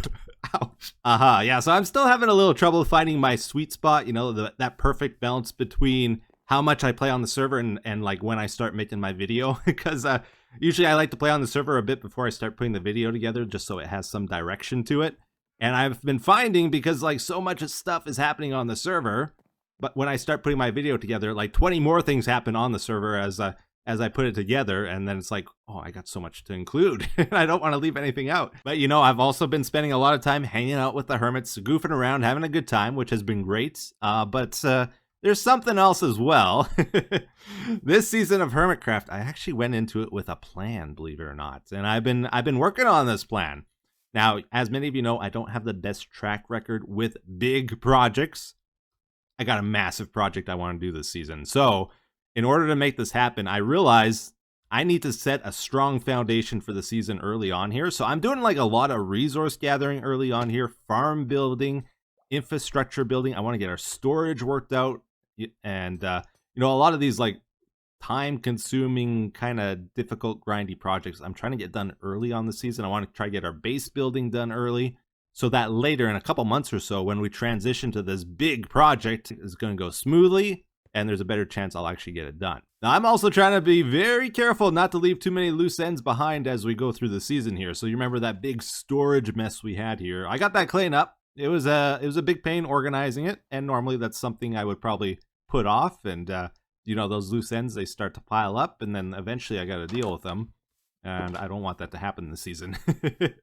So I organized it. I got it all put away here, and I know this room looks horrible with all these shulker boxes, but these aren't that bad, actually. These are mostly organized. Like, this is not, like, random stuff for the most part. This is, like, I went and I got, like, 20 shulkers of sand that I turned to glass so that we could sell it at our shop. I made a bunch of TNT. I mined up a bunch of terracotta, like 6 things of terracotta here. Just doing resource gathering. You know, I also went to, like, the end, fought a wither there just to get some end stone, even though I don't need it now. We'll need it for our massive project eventually, and it's just kind of nice to get that in our inventory, in our ender chest, in case we ever do need end stone for some reason. Of course, one of my early season goals here is to get our storage room filled up so we can get the maximum effectiveness out of our shulker loaders. But that requires an incredible amount of resources, a lot of crafting, a lot of organizing to get that done. And we're probably at like 20% now after I spent a bunch of time on it. And it's getting there, but we got a long ways to go with it. All right, everybody, now check this out. This is so cool. This is an example of setting up infrastructure that's going to benefit us for the rest of the season here. As long as we're in this world, every time I use this, it's going to make me happy. Instead of keeping our rockets or our food or other consumables in a chest where we have to like fumble around manually looking for them, maybe we run out, I got to figure out where the rest of them are and that kind of thing, and you know, craft them and all that stuff. We're going to have these quick dispensing stations. I did something like this in season 7 of Hermitcraft, and I absolutely loved it, where you just hold right click on this comparator. The longer you hold down right click, the more rockets you'll get, for example. Every time we click it, we're going to get 8 when it's fully filled up. And that way you can control how many you get depending on how many you need. And it's just really nice, right? And now that we have the auto crafter, we can actually make it even better. It's really simple as well. It's just an observer detecting the comparator. Goes up to 2 droppers and then up to 2 more droppers. And you just keep repeating that pattern for however many droppers you want. The more you have, the faster they'll dispense them. And then we got a bunch of hoppers going into those droppers to auto refill them from a big storage unit like a chest. And then we got an auto crafter hooked up to that chest for the rockets. So we just have to get it going here. And look at this. So it's going to take our sugar cane, craft that into paper. That goes into here. And then we have one for gunpowder. And then that combines together in this one. Makes our rockets. They go down into our dispensing station down there. Oh. Problem? Oh, I guess this can fill up. That's never happened before. All right, I gotta make some adjustments. Okay, let's shut it down for now. Okay, I made a little adjustment here, so now the wire goes up above here, so it doesn't interact with this crafter, but instead it checks if this runs out of paper, and then it tells this crafter to make more. We're gonna add a couple more here. I want one for ender pearls for sure, maybe one for bone meal, maybe one for TNT. We'll figure out the rest of them, but let's go get our ender pearls. Oh, look at this. We just hopped into the end here, and we're getting greeted by a shower of XP. Okay, I haven't been to this Enderman farm just yet. Every season of Hermitcraft, Jevin makes an Enderman farm, like within the first 2 weeks. And this season, to change things up, I think he did it in the first week. Alright, this is a good sign. When you can't pick up the XP fast enough in an Enderman farm, that means it's a good Enderman farm. Look at this. That's a good sign. They refill pretty quickly here. Looking good. Alright, so we're gonna fill up, I think, 9 shulkers of ender pearls. And we got it loaded up, so let's give it a try. That should give us 16. Yeah, perfect. Woo! We got ender pearls again. Free? Yes, please. Thank you. All right, everybody. Well, check it out here. We are at the shopping district, and that's the big thing that's been happening this week on Hermitcraft. Everybody's getting their shops down in the new shopping district. We got Corellis's candle shop there. We got Ren's beacon shop. I think XB made a grocery store here, and he is anxiously waiting for people to come by. We got Mumbo's item frame shop, and there's like Skizzle's wood shop. Joel just made a like glow squid thing, and you know, there's big shops, there's little shops, there's all kinds of shops all over the place, little pop-up shops happening. And as many of you know, I have, well, I don't have a shopping addiction. I can control myself. Nope, put those away. It's tempting though.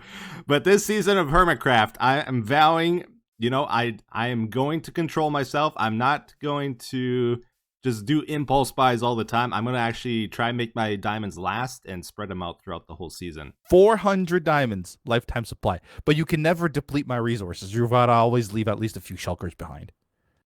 Yes, I'll make sure of that. But that's like all my diamonds. Oh my goodness, I'm broke. Hey, 45 diamond blocks.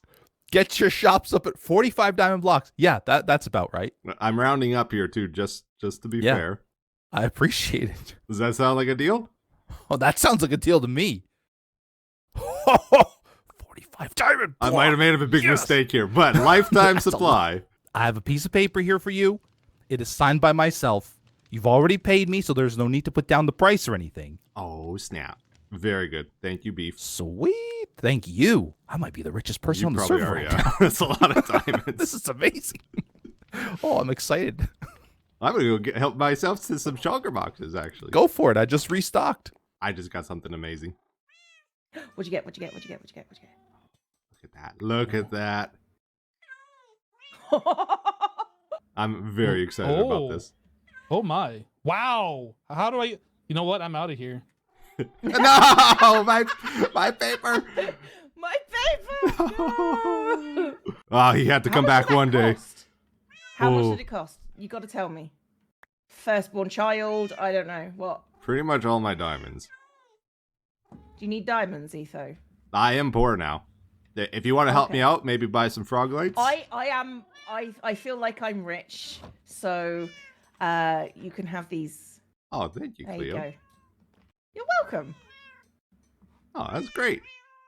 I feel like I'm rich because I've got like You do 5 have stacks of diamonds already. You do have a pretty awesome shop here, I gotta say. I do. I do enjoy the shop. It's a good shop. Feel free to spend them on concrete. So let's pay a little visit to False's shop next to ours here. She's got concrete for sale. My concrete box is empty. All right, we filled her up. Do you own this as well? About that. I do, yeah. Oh man, business, I've been buying out all your hay bales. Oh, it's even you. Well, I just got some more diamonds from Cleo, so this is wonderful. Oh wait, yeah. That's a good job. No, not this shop. Don't use this. No. So I gave Etho diamonds to give myself more work. Right, understood. And we got Joe's bookstore over here. Nice and cheap, actually. Just 1 diamond each. Wait. Oh, it's random. Wait, I can choose, right? I can choose. Saw Riptide 2. Joe, what are you doing, man? Nobody's going to buy Riptide 1. All right, I'll buy this one because my Trident has Riptide 2 on already. I will be your second customer. I would like to purchase some flight rockets, 1 diamond per stack. I will need to borrow 1 diamond from you, Iskiel. Okay, yep, that is fair. Thank you. There you go. You made a purchase. Yay! Iskiel 35. 85. 85. It does look 85. like a 3 from the side. I don't know. It does not. From this and it is angle, also- it's a 3. It does not, and it's also From perfectly this angle, centered. it's also a 3. The only angle it's an 8 is like dead on and barely. Don't steal Dylan now. You've already raided him. Whoa. Okay, he's low on health. I'm getting off. Why are you killing him? How did that even happen? I don't know. I don't know. You opened the box and then he got squished and sad. For science, we gotta try it again. Huh. I don't know what that was. I think you might have smacked him with your sword. No, he got squished. There, here, it's happening again. Whoa! Oh, he almost died. Okay. Why didn't you like it happen again and you didn't get off? I didn't realize he was taking a bajillion damage every time he took a hit. Dude, he was at half a heart there. That was a close call. 3, 2, 1. Oh, that's a lot of TNT.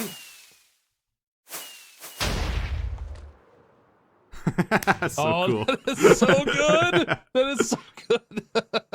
We're back at base again here. I forgot to show you all the map. That's right, we did another snapshot in time. I'm trying to do this every month so we can see how the area changes over time. And a month ago, this is how our area looked.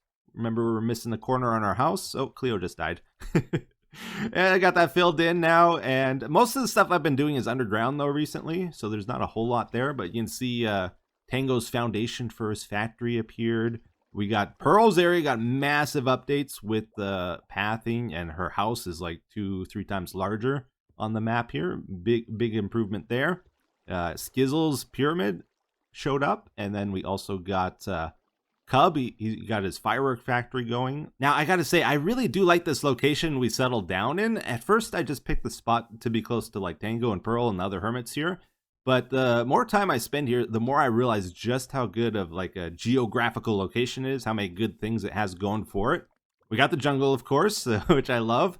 But it's also got the double cave spawner down below. It's got cold biomes nearby, like there is mountains near here. So if we need snow or if we want to set up an ice farm, we're going to be able to do that nearby. There's goats up there and a bunch of different animals because there's so many different biomes here. We also have the height variation going on for us. So this is like a high spot. It allows us to make some more interesting like build stuff, terraforming in the future, hopefully.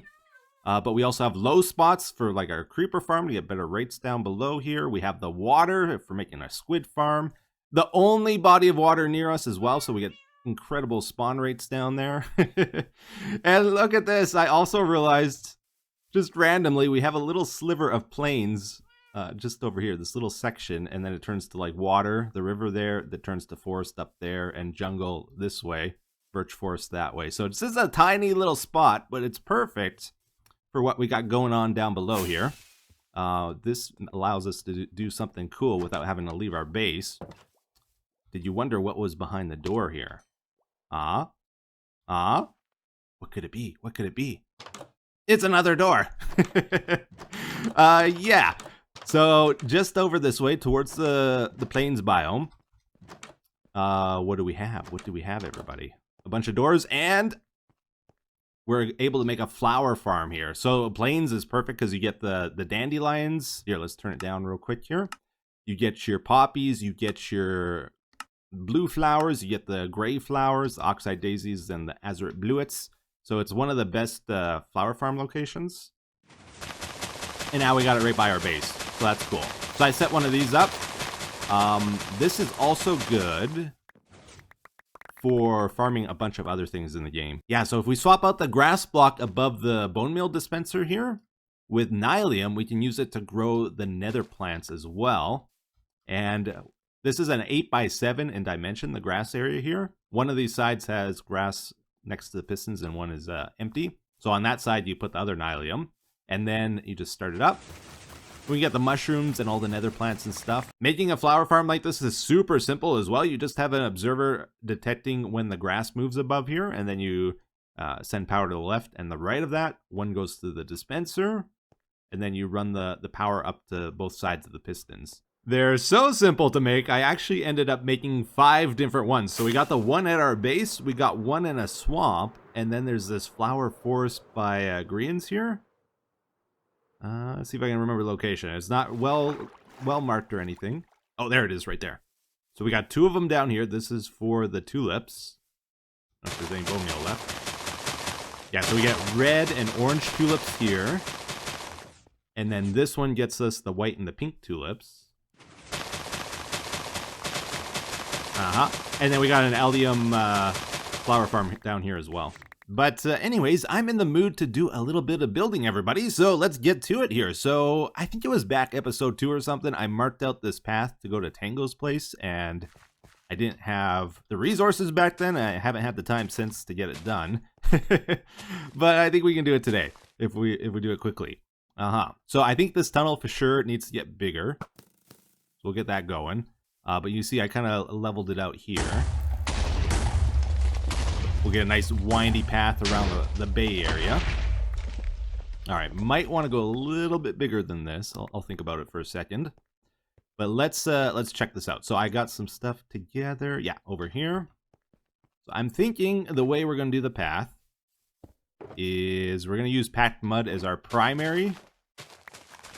So down the middle, I'll just run the packed mud. I think in the very center of the packed mud, like the highest traffic area on the path, we're going to use the brown mushrooms. It's a smooth block, matches well, and it'll be like the area that people walk the most, you know? And then on the outside, I think anyone's going to sleep. I'm one of the main sleepers on the server, so if I ever don't sleep, I always worry. Because people get into the routine of not sleeping when I'm around, right? And then it's like, oh man, when I need it, nobody's got my back. I think we're going to do rooted dirt on the sides of that, next to the packed mud probably, and then even further, the area where you walk and the grass kind of dies, we'll do coarse dirt. And then I also prepared some bricks and some granite, which I think we're going to use as a retaining wall going along here. Now, you got to be careful with bricks. I find if you use too many bricks, it looks really bad. But if you just have a few, I think we'll just go too high maybe. We'll try that out. We'll mix in some granite in places, maybe some terracotta, get some plants in front of that. I think it's going to look pretty good. I am going to get rid of this tree. And maybe Tango's wheat, because this is like where I want the path to go, right? Yeah. He won't mind. He's on vacation. Alright, I don't think it's quite wide enough here to do what I want either, so we're probably going to have to expand out a bit and maybe take some of the cliff away too, just to make it a bit nicer. Usually when I do paths, I find it works best if I don't try to mix in all the blocks to begin with. I just put down the main path material first, and that helps me gauge, like, when I add the other stuff, how it looks with that, like how it's developing. This also allows us to get the shape a little bit more refined without being distracted by the other blocks as well. Let me give you a little update here. So we made the tunnel a little bit bigger in here. I think this feels a lot better now. I've been working on the shape of the path, and I'm pretty happy with it now. I think it's a good width, a good bend to it. You know, a little bit of character. It's not perfectly straight or anything. And I've been messing with the wall. I think maybe I put a little too much granite and stuff in there. But the other thing is, it just looks a little strange, right? Why is that? Well, I think it's a little too perfect. We're going to try and mix in some stairs, some slabs, some fences. And also, I want to do a little thing where, like, every second block, we have a little jag in it, you know, like that. And sometimes we might go down as well. So we're going to... actually, how do we do it? I think we got to go like here instead if we want to go down. So we're trying to transition it from like 2.5 blocks down to 1.5 sometimes, and just like mix it up a bit. All right, maybe we go down here, and then that's fine. Well, it looks a little strange. Let's get a stair in there. Sure. We can use some walls as well to give it a little bit of irregularity between the corners, you know. Just in a few places. You don't have to do it everywhere. Okay, I'm not really sure what I'm doing here, but we'll figure it out. Just try stuff, you know, see what it looks like. That's probably fine, right? Now I think we look for any areas that have a high cluster of the packed mud, and we try to get the rooted dirt to go into that, maybe? Maybe is an idea. Oh, snappers. All right, everybody. Well, we probably spent about 2 hours working on the pathing here, and it's in a much better place now. I do need like another 2-3 hours at least to finish it, though. We did make it come out in front of our base here, though, which is nice. We kind of got an idea of how it's going to go now. So this is kind of what I would call level 1 pathing in front of our house, where you just focus on getting the shape, the width of it, the position all figured out. So I think that's fine. But then over here, we went more into the level 2 pathing, where you actually start doing texturing and adding little details to it. And I think this looks way better over here. This actually feels pretty good to me. So I went for more of a rough, like, overgrown look to it, because it is a mountain passage as well. So you gotta think there's probably not gonna be a lot of people coming through here, especially with Tango on vacation. You know, it's pretty much just me right now, trampling down the path here. But yeah, this is good. We added in some brick structures, broken down fences throughout in a few places. We got one by Tango's there. I do like how this looks with the wheat on both sides, actually. So I'm going to leave this. You know, Tango can change it if he wants, but yeah, I kind of like that. And then what else? The thing that it's missing, we do have hidden lighting, by the way, as well. But the thing it's missing to like really complete this, to make it feel a lot better, is some unique structures to it. So this is all kind of like background decorative stuff, right? But in order to really sell the scene, make it feel better, you need stuff for your eyes to focus on. So, for example, we have this tree that was here, and I got thinking, you know, maybe I make like a U shape out of the hill here, put some benches, like a rest stop kind of thing, and then tear down this tree, build an actual nice looking custom tree over top the benches. I think that would be really good for this area. We could add things like chain fences or bamboo fences along the path here. It would really help if we had some more interesting terrain, like boulders and, you know, rougher stuff, you know, would be cool. Maybe some pathing down below here as well. Wooden structures to support our cave. Maybe another custom tree in this flower bed thing. I just threw some berries in there for now. You know, stuff like that really helps to finish things off and make it feel better. But that's going to have to wait till another episode because we got to go check out the shopping district, everybody. Oh, we stole some stone, actually. Very good. And I'm guessing no glass sold. Yeah, looking about the same as I left it last time. Glass, you know, it's one of those commodities that's going to really take off soon, I'm sure. Let's see if Joe sold any of his. Oh my goodness, he actually sold some. That's so unfair. What? How did he sell some? Okay, we sold some of the yellow. That's good. One stack of the green, and okay, purple's the big seller for some reason. Yeah, hi. Are you having a hard time getting in? I've constructed a wall. There's no way in anymore. Go over here by Joel's Arch. Thank goodness. There you go. I got stuck in the river. Sorry about that. Yeah, it's under construction. Whoa. You know, we're starting to build up the walls and the streets on the cyberpunk city here, so it's coming along. All right, yeah, a lot has changed. Even you got fancy armor. Look! See what we're using? You're using frog lights for the roads. That is excellent. That's a great choice, Impulse. Yeah.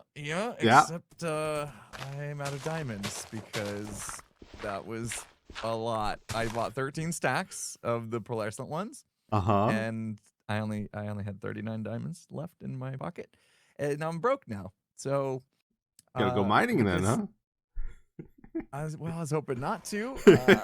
How would you feel if I traded you the brown glass permit in exchange for use of your frog life farm? Not saying you gotta go collect it and I'm just gonna get it. You're gonna put the work in? Okay, a lifetime deal kind of thing. I'm okay with those. I feel like it's maybe skewed a little bit in your favor though. I'll do it under one condition, Impulse. I think you gotta be my Froglight spokesman, my advertiser. Froglight spokesman. All right. Should I start now? Sure, you got something in mind? Cub, have you seen how amazing frog lights are inside the cyberpunk city? I have. Seen it? Yeah, they're the most amazing light you can possibly get. I mean, what other lights look that beautiful and are vibrant with lots of color? I walked in on a deal for frog lights here, didn't I? Well, okay.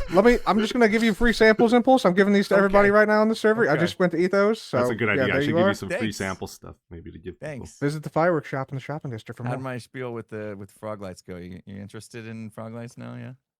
Oh, I'm gonna need a lot too. So yeah. Yeah. Oh, see, I'm good. You got one. You got one just like that. Yeah. Perfect. Yeah.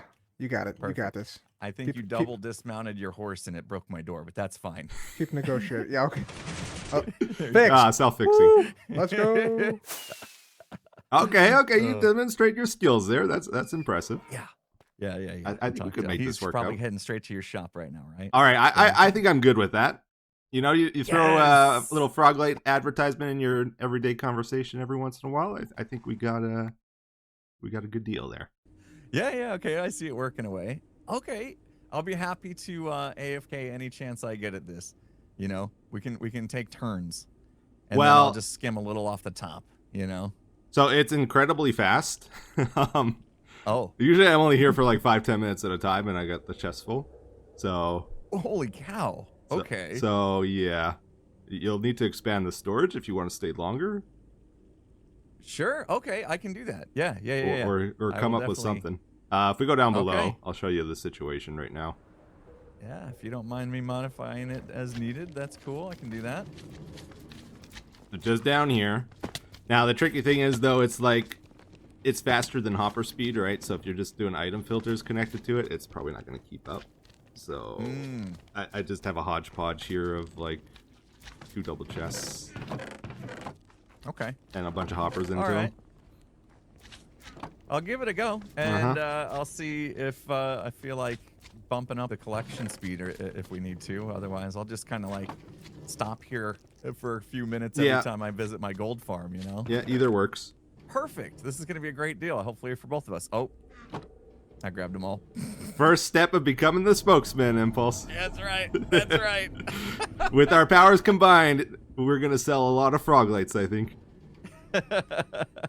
Perfect. Looking forward to it. And we also did a little permit trade with Pearl. Right, so I got a mossy cobble permit.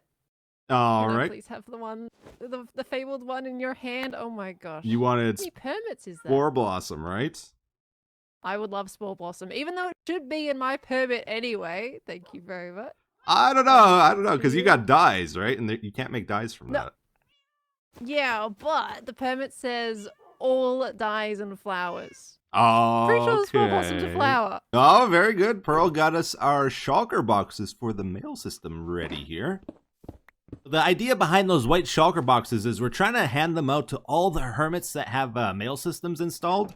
They're supposed to be like their envelopes, right, for sending packages. When Tango and I designed the mailbox system, we tried to think of all the possible sources of friction that might prevent a hermit from wanting to use the mail system. And one of the big ones we thought of was like, they're not going to want to spend their own shulkers to mail stuff to each other because they're not going to get those back, right?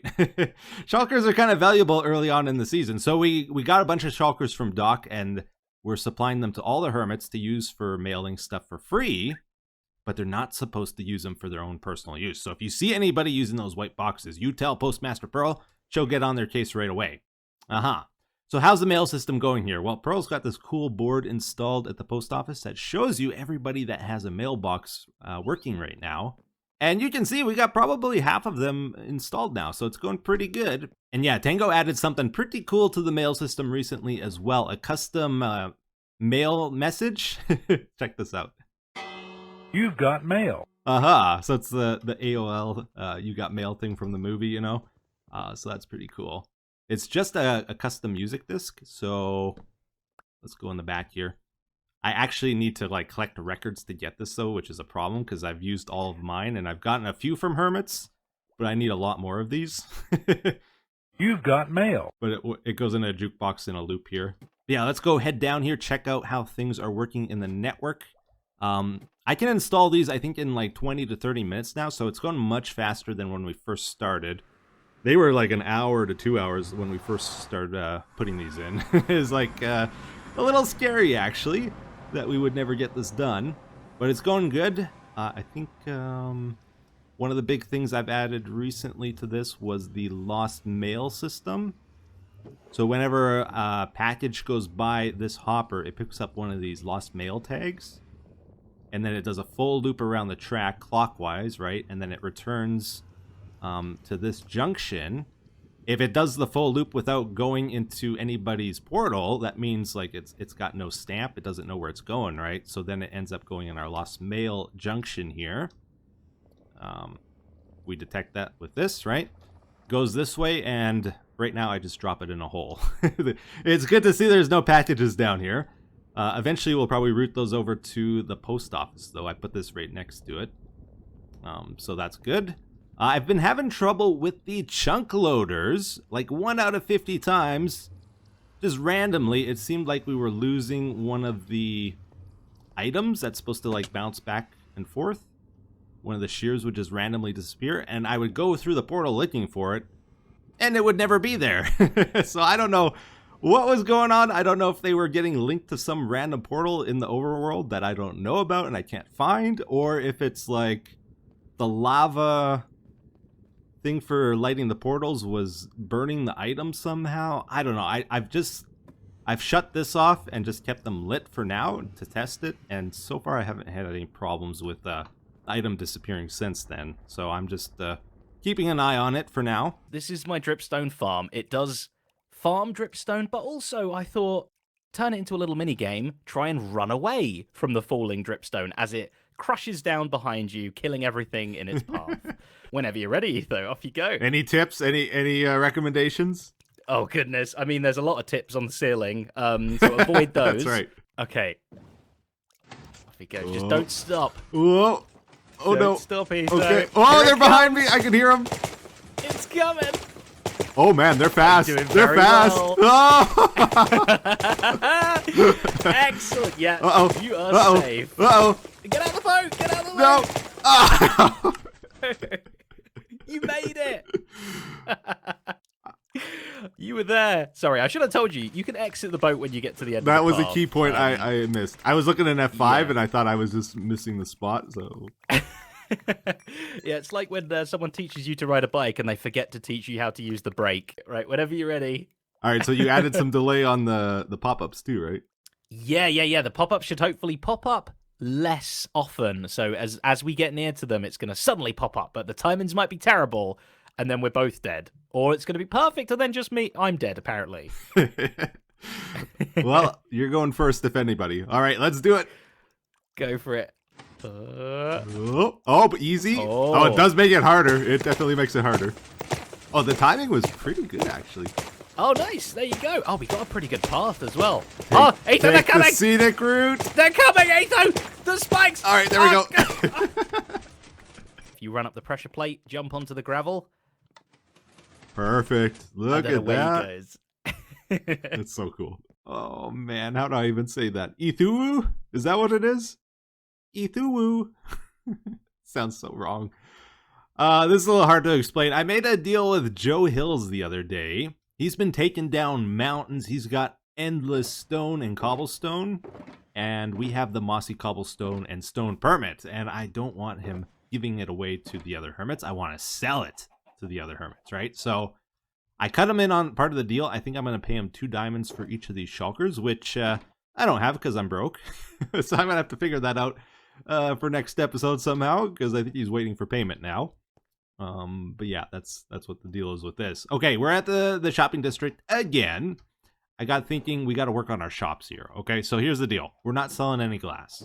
It's terrible. It's hopeless even. What do we do about that? Oh, let's check our profits again. Oh, we're selling a little bit more. Okay, good. I think what it comes down to is we got to upgrade from our trash heap shop. This was only supposed to be here for a day, honestly. I just left it for a couple weeks. And, you know, some of the hermits have pointed out, you know, maybe I should try a little harder. Maybe it's not quite good enough. So we're going to upgrade to not the permanent shop. We're going to do like a proper pop-up shop for it, for our glass stuff, and take it from there. So we still got to get in contact with the other hermits that have the other glass permits and build a shop all together kind of thing. So we just want something simple, clean looking, and effective, right? So I'm thinking we go like, get some andesite to highlight it, right? We get this going around. We will put our shulker boxes like right here full of glass. So we're just going to do a weird stair pattern thing here. We're trying to make it look like futuristic almost. Okay, so if this is the light blue glass shop, what we're going to do is put light blue glass here, do like a 2x2 cube, make it look like a giant glass block, right? And then we will put some end rods underneath that, make it look like it's holding it up, and they'll light up the glass, make it really stand out, and that is our shop. Oh, I don't know about this. Honestly, I was hoping it'd look a little cooler than it does, but it's fine, right? It's fine. It's a temporary shop. It doesn't have to be perfect. I'm going to tear it down very soon, I'm sure. But yeah, I just tried to randomly change the heights and positions around to scatter them, and then we have our supplies in the shulker boxes. Each one's color coded to the color of the glass. We got it 2 diamonds per stack written on the shulker box. B-dubs? Whoa, you're inside? I was waiting for you. I decided to just walk in, you know. That's so rude. You brought the horse in? Does he not belong in here? A horse has never I saw the been hay in bales this in here. house. I thought it was like No, that's a carpet. Out. Not horse food? Out. Okay. No. Okay. I know there's a lot of things you got to yell at me about. Okay. Number 1, You're gonna first of all, you're looking around. You're like, how does this guy get anything done? What? No beacons and clearing land and what's this storage system? And I understand. I'll be honest. I've been that way with you my whole life, B-dubs. I honestly don't know what you do in this game, but you somehow makes beautiful stuff happen. Do you want to see my storage right now? Sure. I'd love to. Come look at this. Come. This is my storage system. So, and I know where everything is. So there's this. What's in this one without looking? In that one without looking is like some plant stuff. Mm-hmm. Just random like plant stuff Very and some impressive. animal stuff and drops and stuff. Yeah, Yes. yeah, exactly. Mm-hmm. Hey, you got your big furnace array over here? Got my furnace array. Yep. Very and nice. then this is where it gets kind of crazy. This is where you start going into Scar territory a little bit? A little bit, except I know where monster. everything is. Copper, right here. Yep. Oh, snap.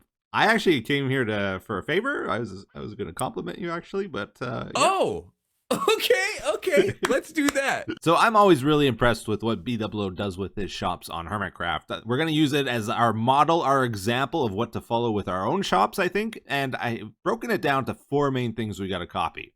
All right.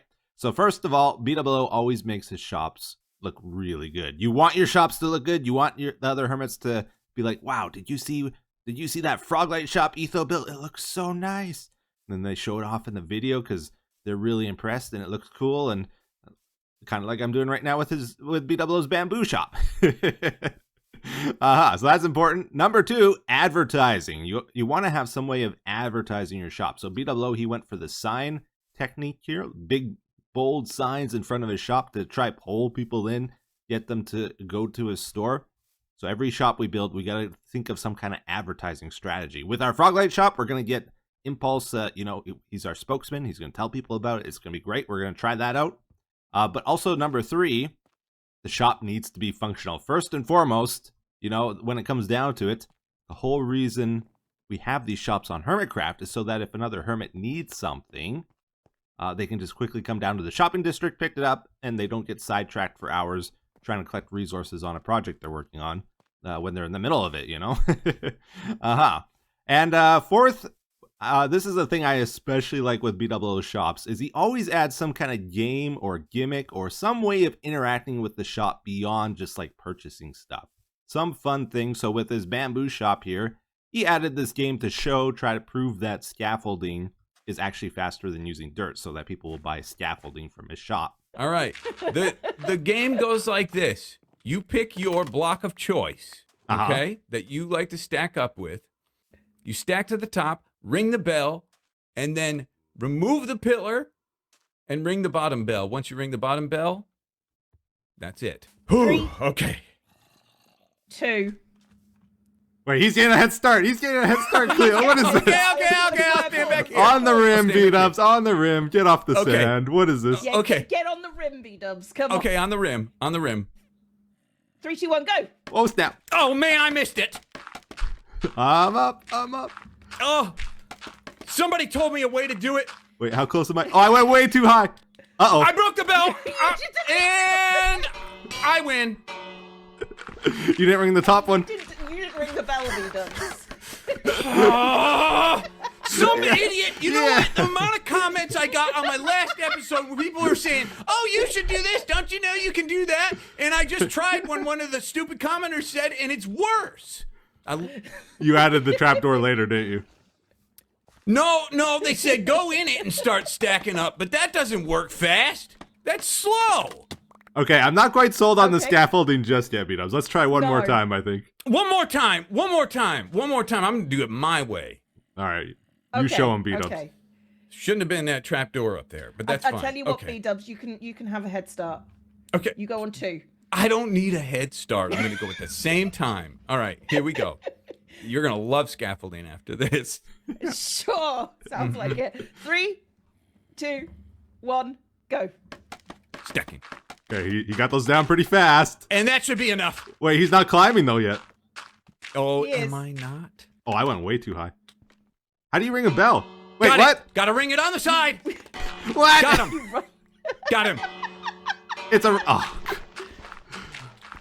Okay, that was pretty fast, B-dubs. That was 6 seconds faster. Yeah. Okay. Yeah. Well, no, The because side of the hitbox. Yeah. Because even if you aim high on that, it doesn't work. You have to go lower. Weird. Oh. Like even if you're on the correct face of the like where the hitbox is, it doesn't always ring.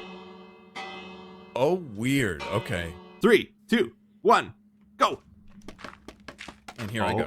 Oh, B-dubs has the height. Hey! No cheating! That's the way to do it.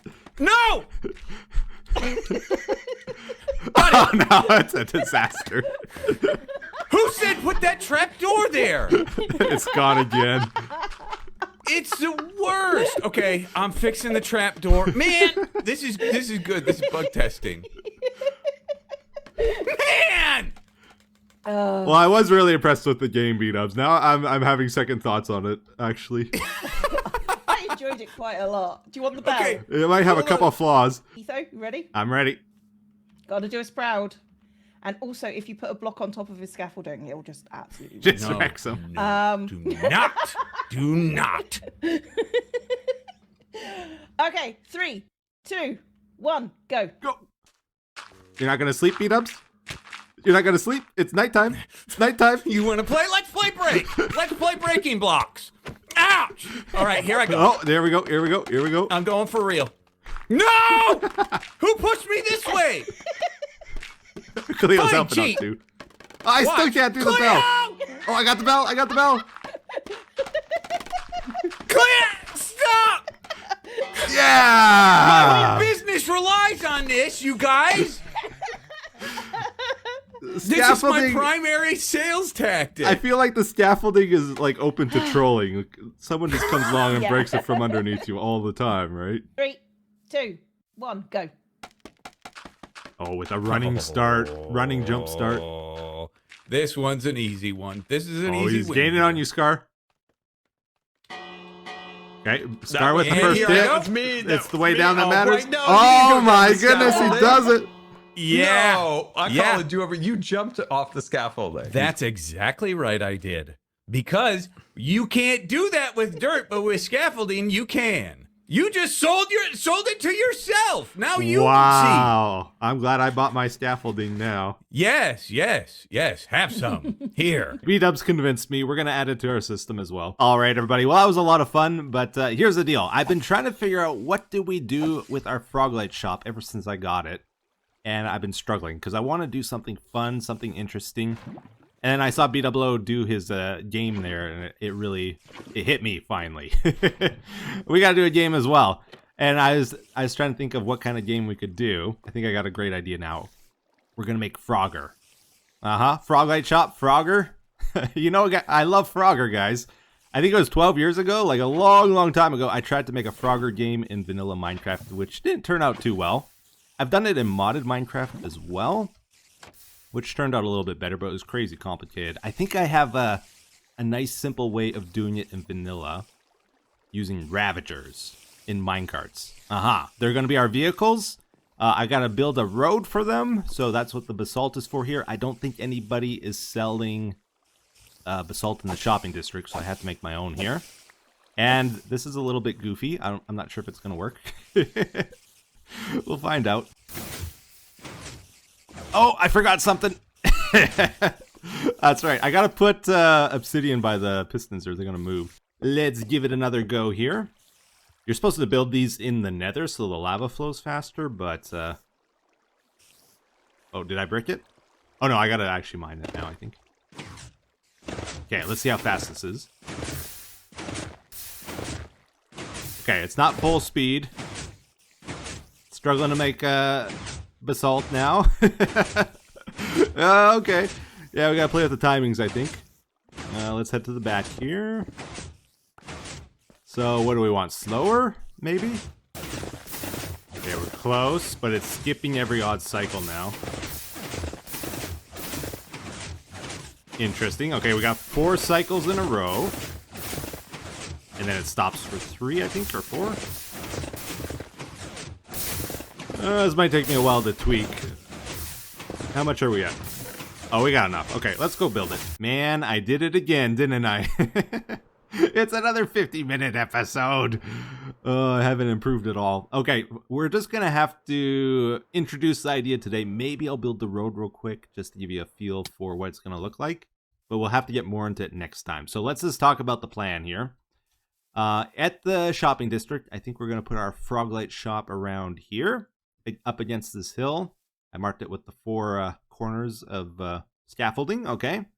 So it's going to be a standard shop. You know, you come in, you exchange diamonds for Froglights, you get out. If anybody's in a hurry, I want them to have that option.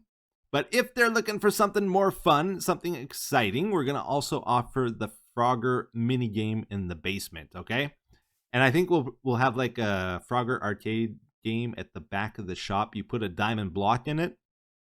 If I can build it, if I can make something that looks like that. That would be awesome. We throw a diamond block in the arcade machine, and then it drops you down to a room where you drop off your stuff. You set your spawn. Once you do that, you drop down again into the actual Frogger game down below. Now, speaking from experience, this isn't my first time trying to make Frogger in Minecraft. We got to be careful not to get bogged down into the details of trying to make a perfect clone of the game. It's going to be very similar, but we're going to take a couple liberties. You know, I don't want to add a life system, for example. I think you just get 1 life. You either make it or you don't. And if you die, you go back to your bed with your stuff, and you can play again if you want, or you can get out of the shop kind of thing. So that'll simplify things a lot. We also... I think we want to make it so you get rewarded based on your performance. So the better you do in the game, the more Froglights you'll get rewarded. And on average, we're going to want to make it so you get more than if you just buy them at the shop as well. So let's say an average player does an average game. We probably want to give them like 1.5 to 2 times more Froglights than if they just bought it for diamonds at the shop kind of thing. Just to encourage people to play. And I think we'll do something like this, right? That looks pretty decent, I think. Now we're going to add deep slate and other texture into the road. We're just trying to get the basic shape figured out, laid out here. So yeah, the thing is, we're going to have to get some Ravagers. Probably about 10 to 15 Ravagers. We're going to have them going around on minecarts. So they'll be every 4 blocks, I believe, is what we're aiming for. So rail, 1, 2, 3, rail, 1, 2, 3, rail is how we'll have the Ravagers. And we'll zigzag them through the road so that they're always in use kind of thing. And not just sitting around. That way we don't need as many of them. And then above the rails, we will have gray carpets. See how that looks. Just so that the minecart's hidden away that the Ravager's riding in. And we'll probably aim for the standard, 5 lanes of road, 5 lanes of water, 5 frogs at the end. We can actually use real frogs from Minecraft to represent the 5 frogs at the end. That would be kind of cool. Well, we'll get more into it next episode, and hopefully we can get it working. Maybe get some hermits to help us test it. If we do that, it's going to be really cool. But that's going to have to do it for this episode, everybody. Thank you for watching. I hope you enjoyed it. Until the next one, take care. Have a wonderful day. Bye-bye. I bought this new microphone one time, and I bought a mic stand with it. The mic stand didn't work very well. So just as a temporary solution, I stuffed the mic in a Kleenex box as a holder. And it works surprisingly well. So well, in fact. It dampens the sound and everything from the desk, and it's wonderful. I decided just to stick with it. I also play with my keyboard about 16, 18 inches up at the desk so that I have room for my arms.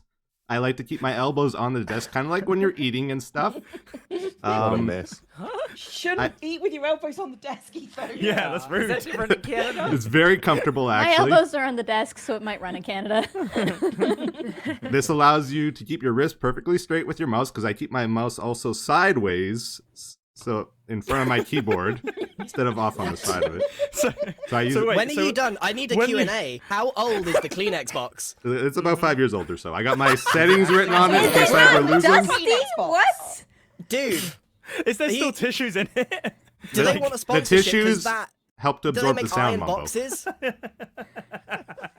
I'm 5 years for a Kleenex box. That's impressive. It's a Costco box, a nice big beefy one. It matches my desk, same color. It looks nice. I've got one on my desk and it's flimsy. How have you From the done this? Oh boy. I should probably get this room finished at some point. It's still got some stone walls in places. I do actually really want to get back into this project. Like, not to the extent we originally laid out, but I think there's definitely some cool ideas we kind of passed up on this. So in the future, it's something we'll get to, I think, but not today. Today, we're just here by coincidence, actually. I want to do the trial chamber farm again today. We kind of figured out what we want to do last time. And I found 12 trial chambers all chained together in a row. We gotta set those up today. It's gonna be a lot of work. But I also got distracted while gathering materials for that, because of course we need a lot of ice for the roads to do that. And I found a bunch of like unfinished nether roads that I should probably work on as well. And we need to extend our nether road network like 300-400 blocks to the new trial chamber area before we really get working on that today. So that's kind of why we're here. I want to build some roads, and I think our nether hub kind of needs a bit of love as well, because like this goes to the wiki project, this portal. That portal up there is one I use all the time now. That's our trading hall, our villager trading area. And I was going there for a pick repair, and it's like, oh, guess what? I just discovered another new thing that probably needs to be addressed. I can't just like whiz through the portal anymore like we used to, because now it actually teleports you through, right? So we need to establish some new rules in our nether hub. Yeah, so these nether tunnels, they're kind of like the backbone of this series. I'm using them all the time in the background. I don't really show them too often, but like when I'm running around like collecting resources and stuff, I'm using these tunnels to get around our world. They're very important to the longevity of our series. Whenever an update comes out, they let us reach the new content, and they just let us get around our world nice and quick. Like, it's twice as fast than rocketing around the ceiling. Blue ice is like 80 blocks a second or something crazy, while rockets are more like 40. So that's nice, and I don't have to really think. I just hold forward to go down the tunnel. But we keep adding more and more stops, and a lot of times I don't even know where these stops go. Like, we're adding to the complexity without really dealing with it over time here. So how about this for an idea? Let's add signs to all our portals. So this shows us where it goes, right? Wiki Project Mining Room, or we can have a sign below to show what's beyond if we keep going straight. And did you notice that? We got stopped there. There's chains behind the signs, and we're going to always try to keep our portals to the left of the road. And that way, like, if we want to stop, we just hang to the left. If we want to keep going forward, we just hang to the right of the road like this. And we go beyond that to the next stop kind of thing. And we got a couple other cool features. So usually when I reach a destination, I got to hop out of the boat. I got to break the boat. Then I got to pick up the boat. I got to toss the boat somewhere or get rid of it or hold on to it or like deal with the boat, right? It's kind of annoying. But now we've added in a way of automatically breaking the boat and collecting it. Let's hop out here. Goes into the hopper, and then it gets stored for use later. Basically, we just shoot a fire charge out of the ceiling here. There's a really simple circuit you can do now using the calibrated skulk sensor. Just set this to 5, and then it detects when you hop off of an entity kind of thing. And it triggers the fire charges below. It shoots down, breaks the boat. And we've also added a way of dispensing and crafting boats automatically here. As long as they don't fall back into the hopper. Yeah, so what we got here is the boat crafter. We also have a way of converting logs to planks and some storage for the logs. So if we fill this up, they'll basically never run out of boats.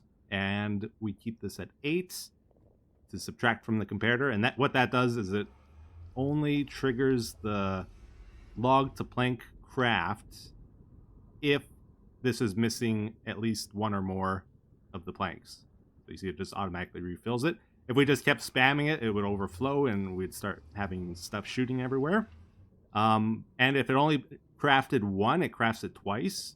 That way there's 8 planks. If it only crafted 4, there wouldn't be enough for the boat and it would get stuck. So that's why we double pulse it with the observer here. One more rule we're trying to follow with this: instead of just putting down the portals sporadically like I used to, we now have a method to it. So these segments are kind of 7 blocks wide with the glass here. We're aligning it so the portal's in the center of that. That way, if we ever need to move it or get rid of it, I can just fill it in with glass again like this, and it won't be like an incorrectly sized segment in the tunnel here, and it won't look weird. Not that it matters, because it's not really for looks or anything. It's just like one of those things that always bothered me with some of our other sections. Yeah. So I'm going to try copy this over to every one of our stops. And I'm also going to get started on building a bunch of roads here.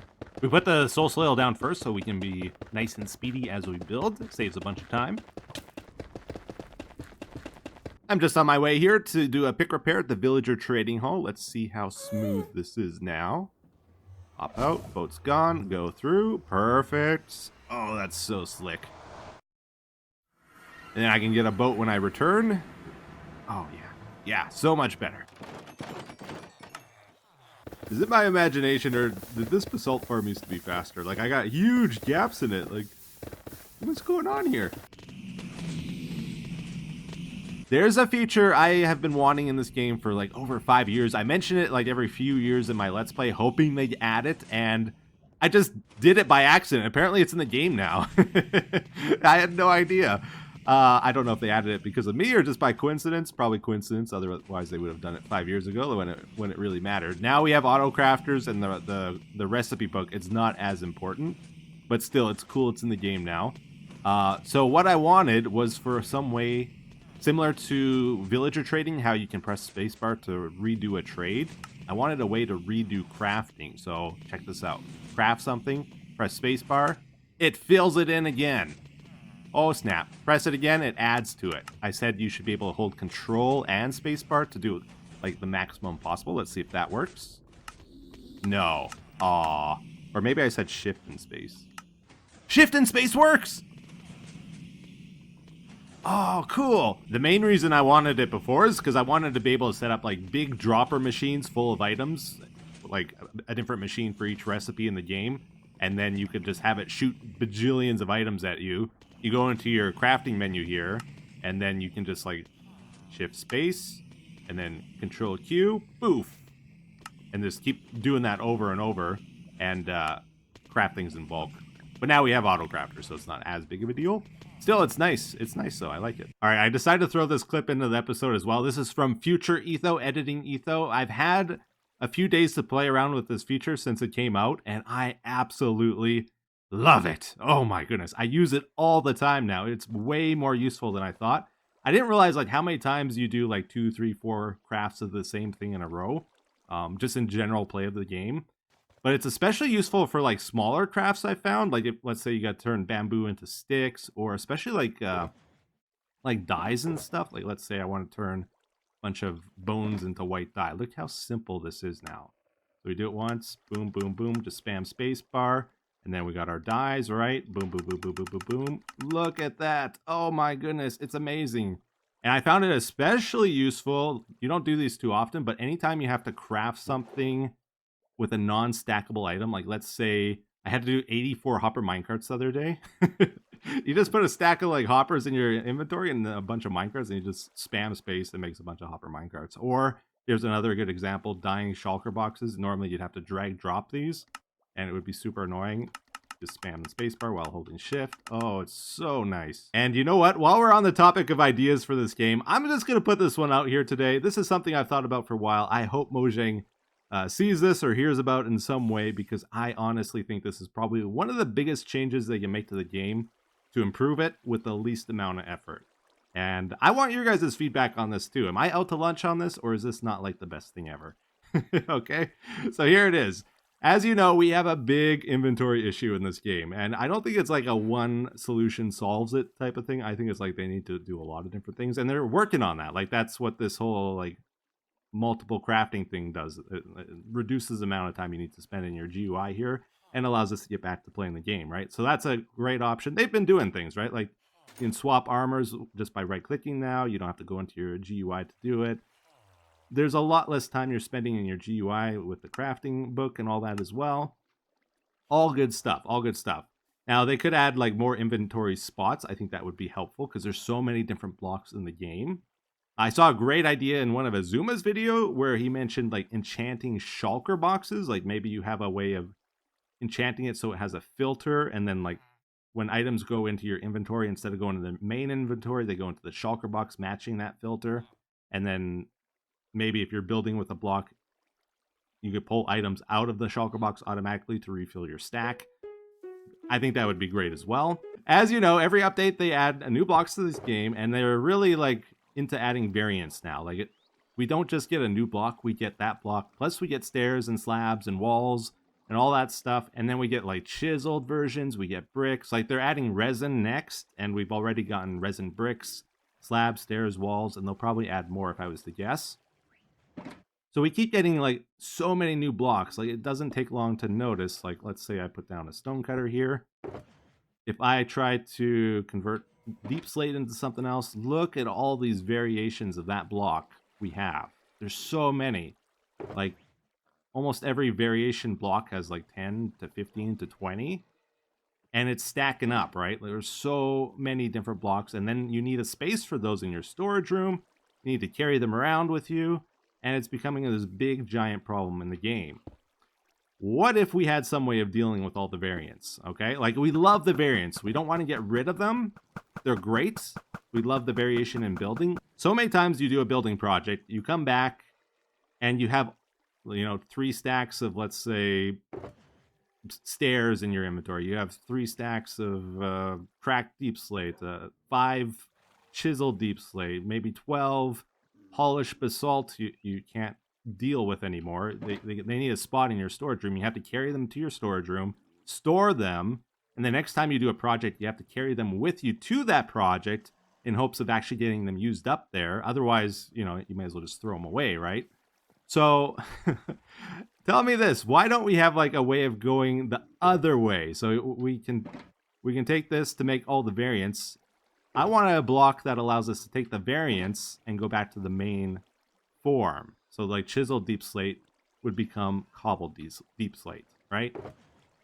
Mossy cobblestone would become regular cobblestone. Stone bricks become stone again. Why can't we do this? And I asked myself, like, what is the major negative if they allowed that in the game? Like, it doesn't really make sense that you could like uncraft something, right? But what if it did make sense? Like, why wouldn't we be allowed to do this? All I can think of is it's just a point of frustration for the player at this point. I can't think of a downside of allowing it to happen. And what if I told you there's a block in the game that could easily be used for it at a cost even that seems fair? I'm talking about the blast furnace. Like, doesn't this just make sense? Like, you put like chiseled tuff in here, you smelt it, and it becomes regular tuff again. Like, you heat it up to the point where it loses its form and it's back to its original state. Or I would want them to do this for stairs and walls because those are a 1-to-1 ratio. Most blocks that are slabs can be crafted into a chiseled version, and then you could just throw that in the furnace. So that would clean those up. And essentially what that's doing is it's allowing us to consolidate our items back into full stacks and getting rid of all the variation. So like when we build storage rooms, even if we automatically sort stuff, we need to make a slot for each item in the game. And this would be a way of allowing us to consolidate it down to one type of item again. And we would only need to store that one type of item in our storage room. So you just dump stuff off at your blast furnace array at the end of the day. That gives this another purpose as well, besides just like smelting ores faster, which is pretty much useless if you have a furnace array, a regular one, because it does the same thing. So yeah, I kind of like it. And it also makes sense that you could use this to remove the impurities out of a block. So let's take our stained glass, for example. I think all the colored stained glass should get converted back to regular glass if you put in the blast furnace. I think terracottas, the glazed and the colored terracottas, should get converted back to regular terracotta. Also, I just want to put out a couple side ideas to this that would go along with it, just in case it gets considered. But even regardless, these should probably be addressed in the game. So we can go from cobblestone to stone by smelting, cobble deep slate to deep slate by smelting. You can't go the other way. You can't like put stone in a cutter here to get cobble, and you can't do deep slate to get cobbled deep slate. Cobbled deep slate is useful, deep slate not so much, right? And the thing is, these are two of the most abundant blocks in the game. Is it not just a point of frustration I can't turn this into cobbled deep slate? Like if I accidentally mine it with silk touch? I think it's a mistake not to allow it. So maybe this is one of those things we also add to the blast furnace, or maybe they just make it work with the stone cutter. Okay, and one more quick little side point here. If they did go through with this blast furnace change, I think they should also just rip the Band-Aid off and fix furnaces finally. Because I don't know if it's just me, I think they're done in a kind of a dumb way here. So currently the way it works is you can put anything you want into a furnace, even if it can't be smelted. That's opposite of like how a brewing stand works, where it can only accept brewing ingredients. I think furnaces also should only accept smeltable items or fuel. The thing is, though, they also did the hoppers the wrong way. So it should be, like right now, this is the item that gets smelted, and the side is for the fuel. It should be the other way around, because even if they made it so it wouldn't accept torches in the furnace here, they would get stuck in the hopper, and you couldn't get them out of it without running a hopper underneath it, right? And the furnace is in the way. So that's why you want it on the side. And very rarely you put fuel in and you'd want to take it out, because fuel is fuel and it's just going to get used up. So if they made the change with the blast furnace, I wouldn't want them to accept like blackstone into the furnace, but it would accept all the variants of blackstone. And if it didn't accept things like torches and other non-smeltable things, what you could do is attempt to put an item into the furnace. If it doesn't go in, you pull it out below. And that way you can just put all your items through this, and it's like a built-in auto sorting for all the variants in the game that way. And you don't need to set it up at your storage room or whatever. It would just be built into the furnace. Anyways, that's kind of it. Let me know what you guys think about that. Now let's get back to what we were doing. Oh man, I forgot how long it takes to build these roads. It is a job for sure. It's one of those things I often debated about in this series. Like, should I make my nether tunnels bigger? Make them more impressive, you know? Because like when I first made these, they were impressive for the time, I think. But now it's like, pff, nice nether tunnels, Etho. You know? Because the way it works out, I have 19 blocks in my pattern here. Like every 1,000 blocks of road is 19,000 blocks I need to place. If I doubled that, I could do like a 7x9 tunnel with just double the effort. So that's like 7 times the volume for twice the effort. So it's like, I might have made a mistake with that. Should I change, you know? But then I go building these things. It's like, oh yeah, this kind of stinks. There's a lot of time involved in this. And it's something I barely show in the videos. So it's like, I don't know. I'll just keep doing it the same way.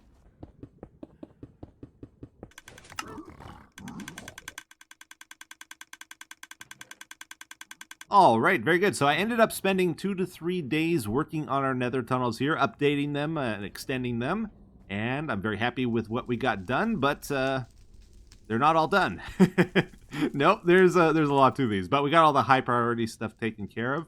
I ended up redoing this section of tunnel here. We used to just have a rail line, and I had to like fly through this with rockets every time. It's always this hard choice, like, do I keep it the way it is and preserve the history, or do I update? And usually my rule is that, like, if it's kind of an annoying part of the world that I feel needs to be changed, I'll change it if it's worth the effort. And this is one of those things, like, every time we go this way, I don't want to have to fly over this section that didn't quite work like it was supposed to. But this section was here before, actually. Up to here. This is all brand new here. And then it goes off to the right. And this leads on to our where we farm up our ice and stuff, our glacier area. Which I don't know if I've ever really shown you guys. I'll show you guys this. Show you how much is missing these days. Just in case you're wondering where all the blue ice and stuff is coming from. Basically, we got a bunch of glaciers out here. You see all these patches are where they're missing that I've taken them away.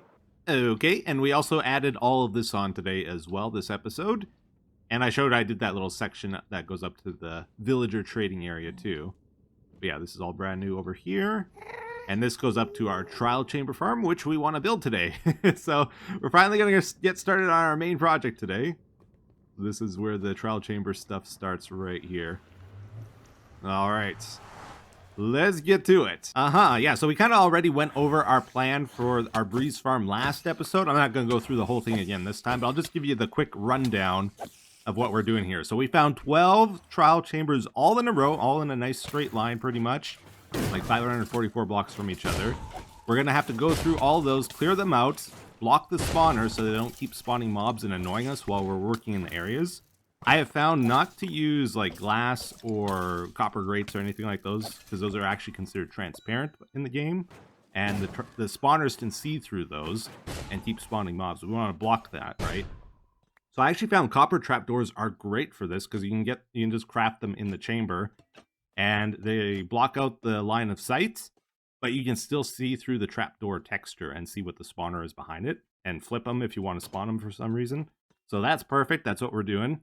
And then we got to set up our roads. We got to set up the portals at each of the breeze spawners so that they go through to the nether side and just connect everything together. Uh-oh. Okay, we hit a bit of a snag here. I've been setting up the boat roads for our breeze farm here between the different breeze spawners at the trial chambers.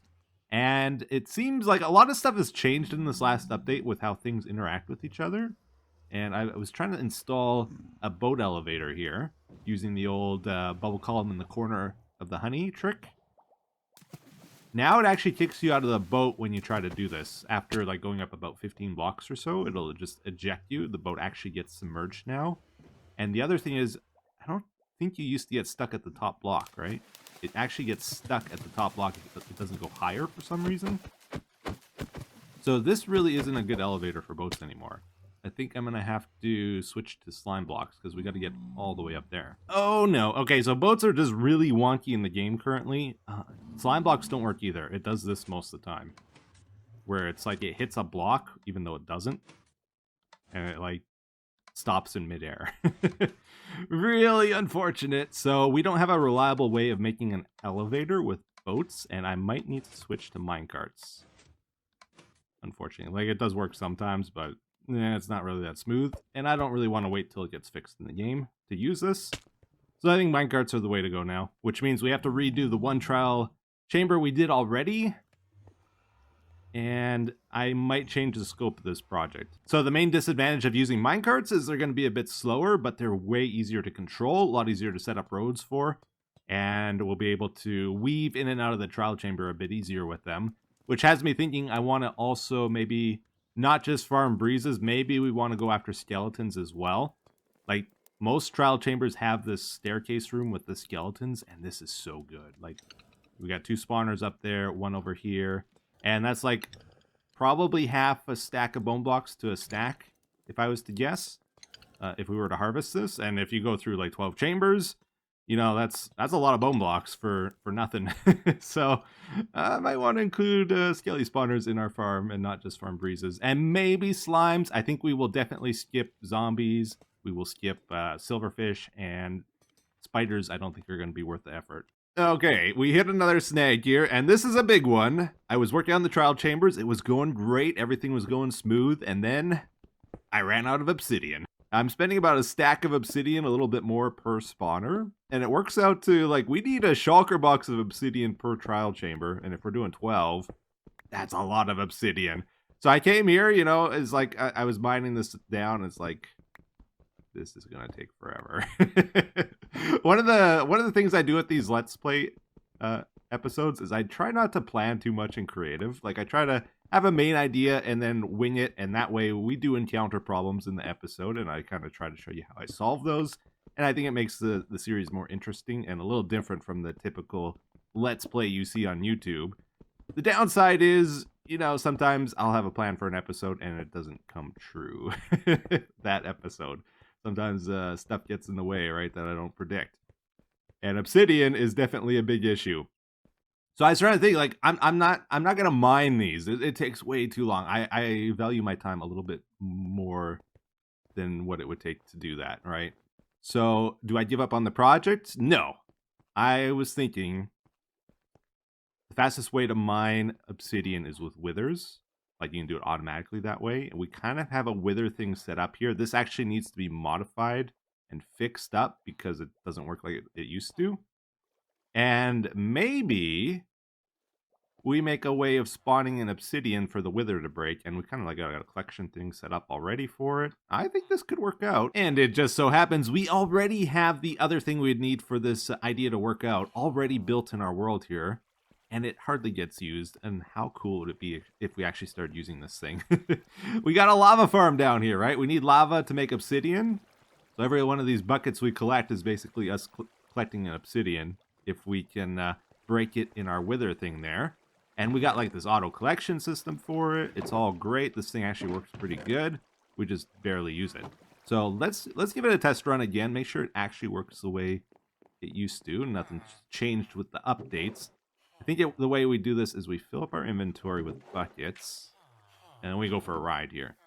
Actually, we want our hotbar full too, I think. I gotta like start putting instructions on my farms because I always forget how they work. Like, you know, a few months later is all it takes. We just hold right click, I'm pretty sure. Then once our thing fills up, we switch to the next stack. Not like fully AFKable or anything. Oh, we took some damage there. I think it used to do that too, though. Alright, and we just go through, we flip through our stacks, and all of these are going into the shulker boxes automatically. Alright, how did we do here? Yeah, it's working still, great. Filling them up. I'm gonna unload my inventory here. Oh, this whole thing is so janky. I don't know if we ever had 5 villagers here, but we for sure had 3 at one point. And then I accidentally, when I went to trade with them, instead of right-clicking, I left-clicked, and I had just happened to have my sword equipped. And that was the end of that guy. Now we're down to 2. Honestly, I'm thinking about like ripping a lot of this stuff out. This is one of the jankiest redstone jobs I've done in a long time. Like, instead of like trying to combine the 3 wires together here for the lamp display, I ran them all three separate. Didn't even put proper blocks under the redstone. You know, it's not my best work here. And there's a bunch of other things too. Like, instead of having a shulker unloader for the buckets of cod, I just have like 3 double chests I was filling up. Yeah, not the greatest. We're not doing the iron golem thing anymore, I don't think. I have a new plan on how to kill withers quickly. And it's not going to be this project. It's actually a future project I want to do. That's going to be kind of crazy. This, I think we're just going to use for getting like wither roses and obsidian. And the buckets from the buckets of cod. That's like what this farm is going to be now on. We can manually kill the withers here too if we want to, but that's not really how I want to get my stars in the future. So yeah, let's figure this out. So the wither spawns here, like at the bottom block here, and it breaks like a 3x3 area around it. So we want the obsidian, I think, like over here. Like, it's gonna eject the lava. And this shoots out water. I don't know if it's like always out though. I don't think so. So maybe we want to put water here right next to it. And or another option would be to put an observer here so we could automatically detect when the obsidian gets broken. I might just put it on a timer though. Like, we flip a lever to do it and unflip it when we're done. Same with the cod. I might just do it that way too. But yeah, we're gonna overhaul this, rip it all out. It's just easier to start fresh than trying to work around what I already built here, so it just makes more sense to me. Okay, so first up here, we couldn't just attach a shulker unloader to our dispenser with the lava buckets, because if we did that, it would poke up through the ceiling here, and it would be in range where the ender dragon would destroy it if we ever spawned it in. So we need to sink it down lower into the ground. So I just set up a little mini 3-block like dropper elevator here for the lava buckets. Very simple. So if this hopper ever runs out, it kicks it on and it pulls the stuff from down here up. Okay, until it refills again. So we did the same thing with the cod down this slice here, and then this is my unloader. So then we just hook the unloader up to the elevator. Like, this is the bottom of the elevator like we have over here. Now I want to fill it up with cod. I did one little change on my unloader here, and I don't know if it actually works. It should. Usually I put a note block in this corner.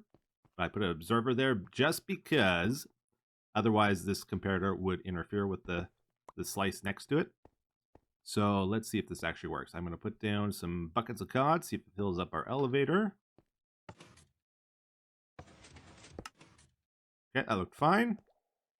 This is filling up. Good. So then if we start running out of cod, where can we see that?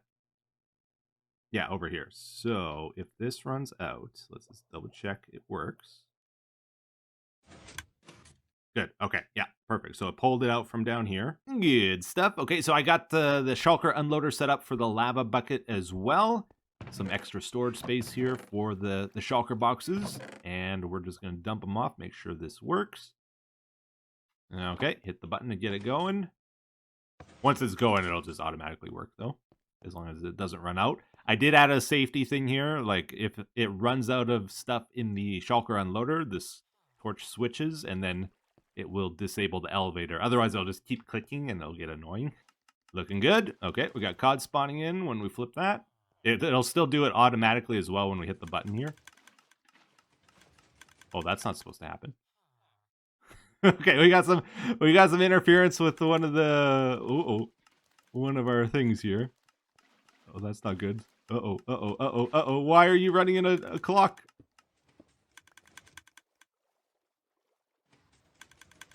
Oh, it extends and it triggers my redstone there. Yeah, there is a lot of redstone around this thing, and it happened to interfere with our controls here, so I just moved them to a different spot now. It seems to be okay.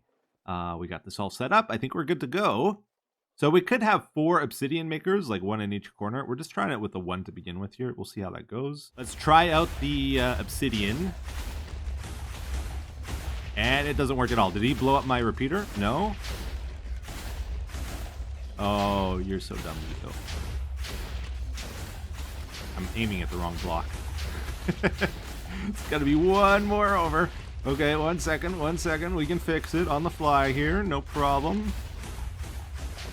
Oh, stacked there. Okay, let's put this down. Okay, let's make an obsidian. Buckets are shooting out, the empty buckets, and they're just getting picked up by our auto collection thing. They should end up in here. Yeah, that's looking pretty good. Oh, I saw some full lava. We might need to slow this down. We don't want it shooting full lava buckets though, for sure. It might still be doing it. Yeah, I'm still seeing the odd one. Okay. Okay. I guess it sometimes takes them a little time to break it, doesn't it? Oh, we're still losing them. Oh my goodness. Okay. We are getting obsidian though. That's good. I'm not sure where these came from. That might have been from my previous fail.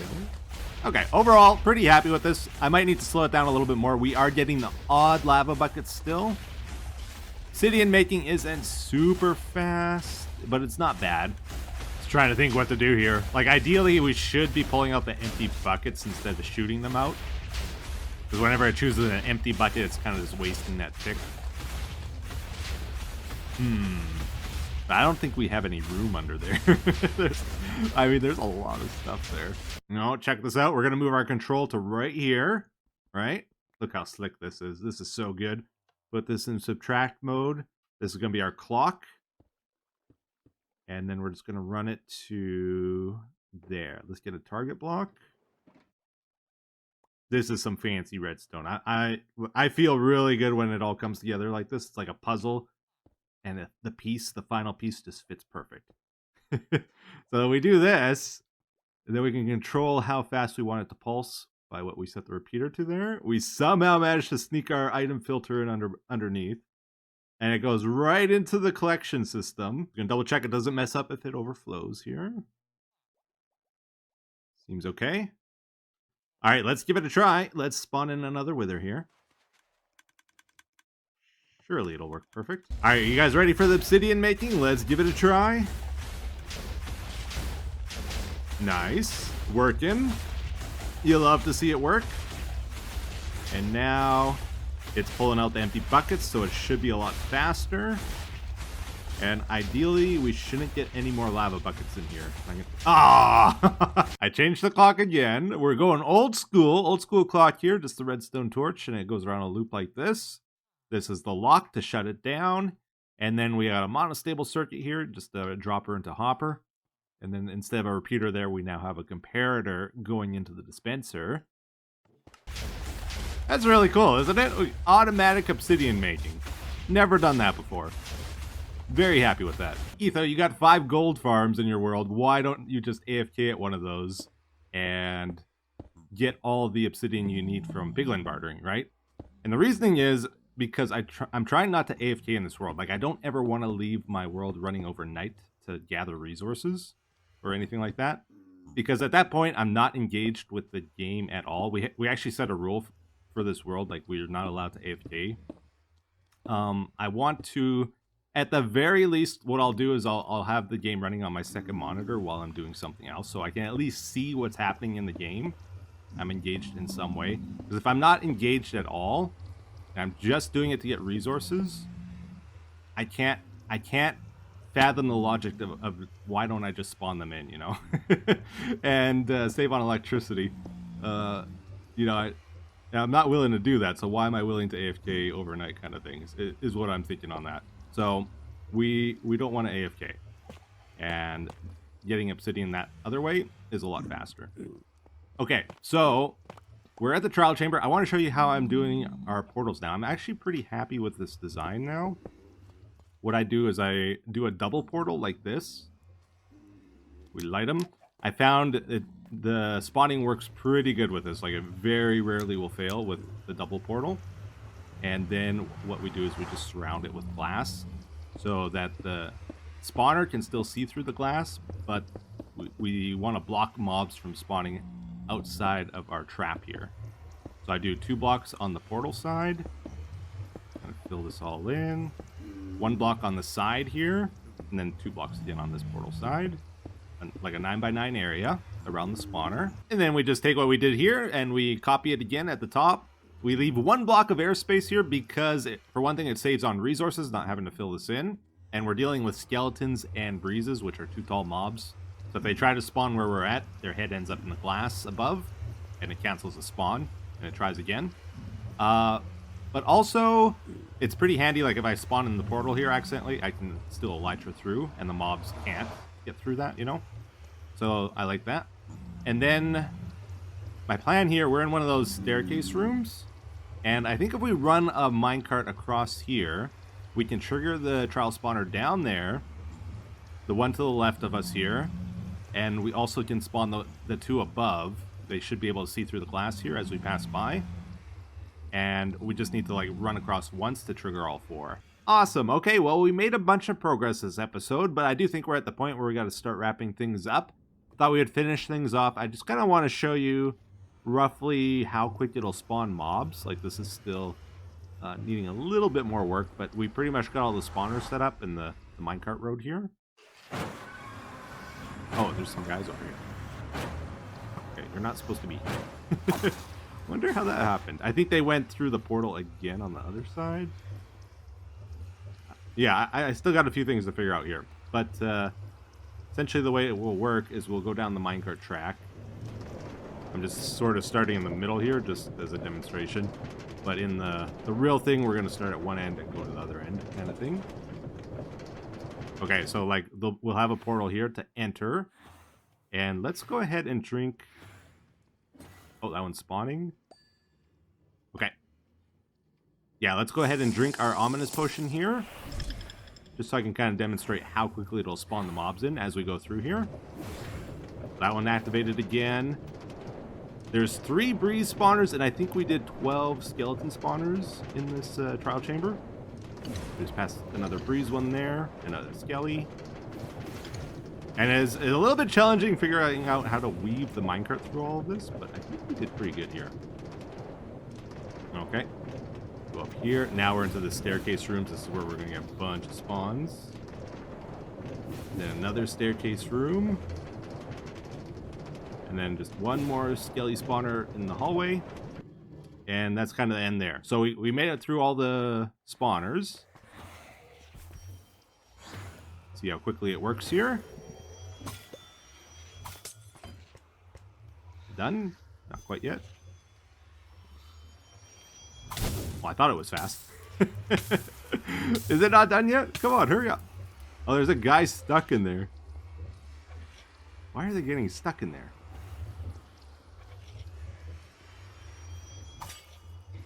Yeah, it's still an ominous mode. Okay.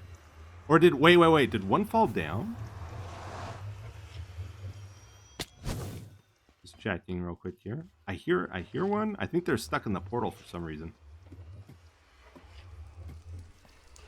Yeah, why are you guys in the portal? You're supposed to go through the portal. Okay, I got a few things to figure out, apparently. Yeah, look at this. This is nuts. The amount of mobs you get in like one quick run through of it is crazy. Isn't that cool? Now imagine 12 chambers all set up, and you just fly through them in like less than a minute. It's going to be really cool when it's all done, I think. Okay, how many bones and stuff did we get there? Oh, and we're gonna get keys and all that kind of stuff too. Actually, not as much as I thought we would. Is that it, really? I think a bunch must have got stuck in the portal. Oh yeah, they're all in here still. What happened? Why are you guys here? You're supposed to be on the other side.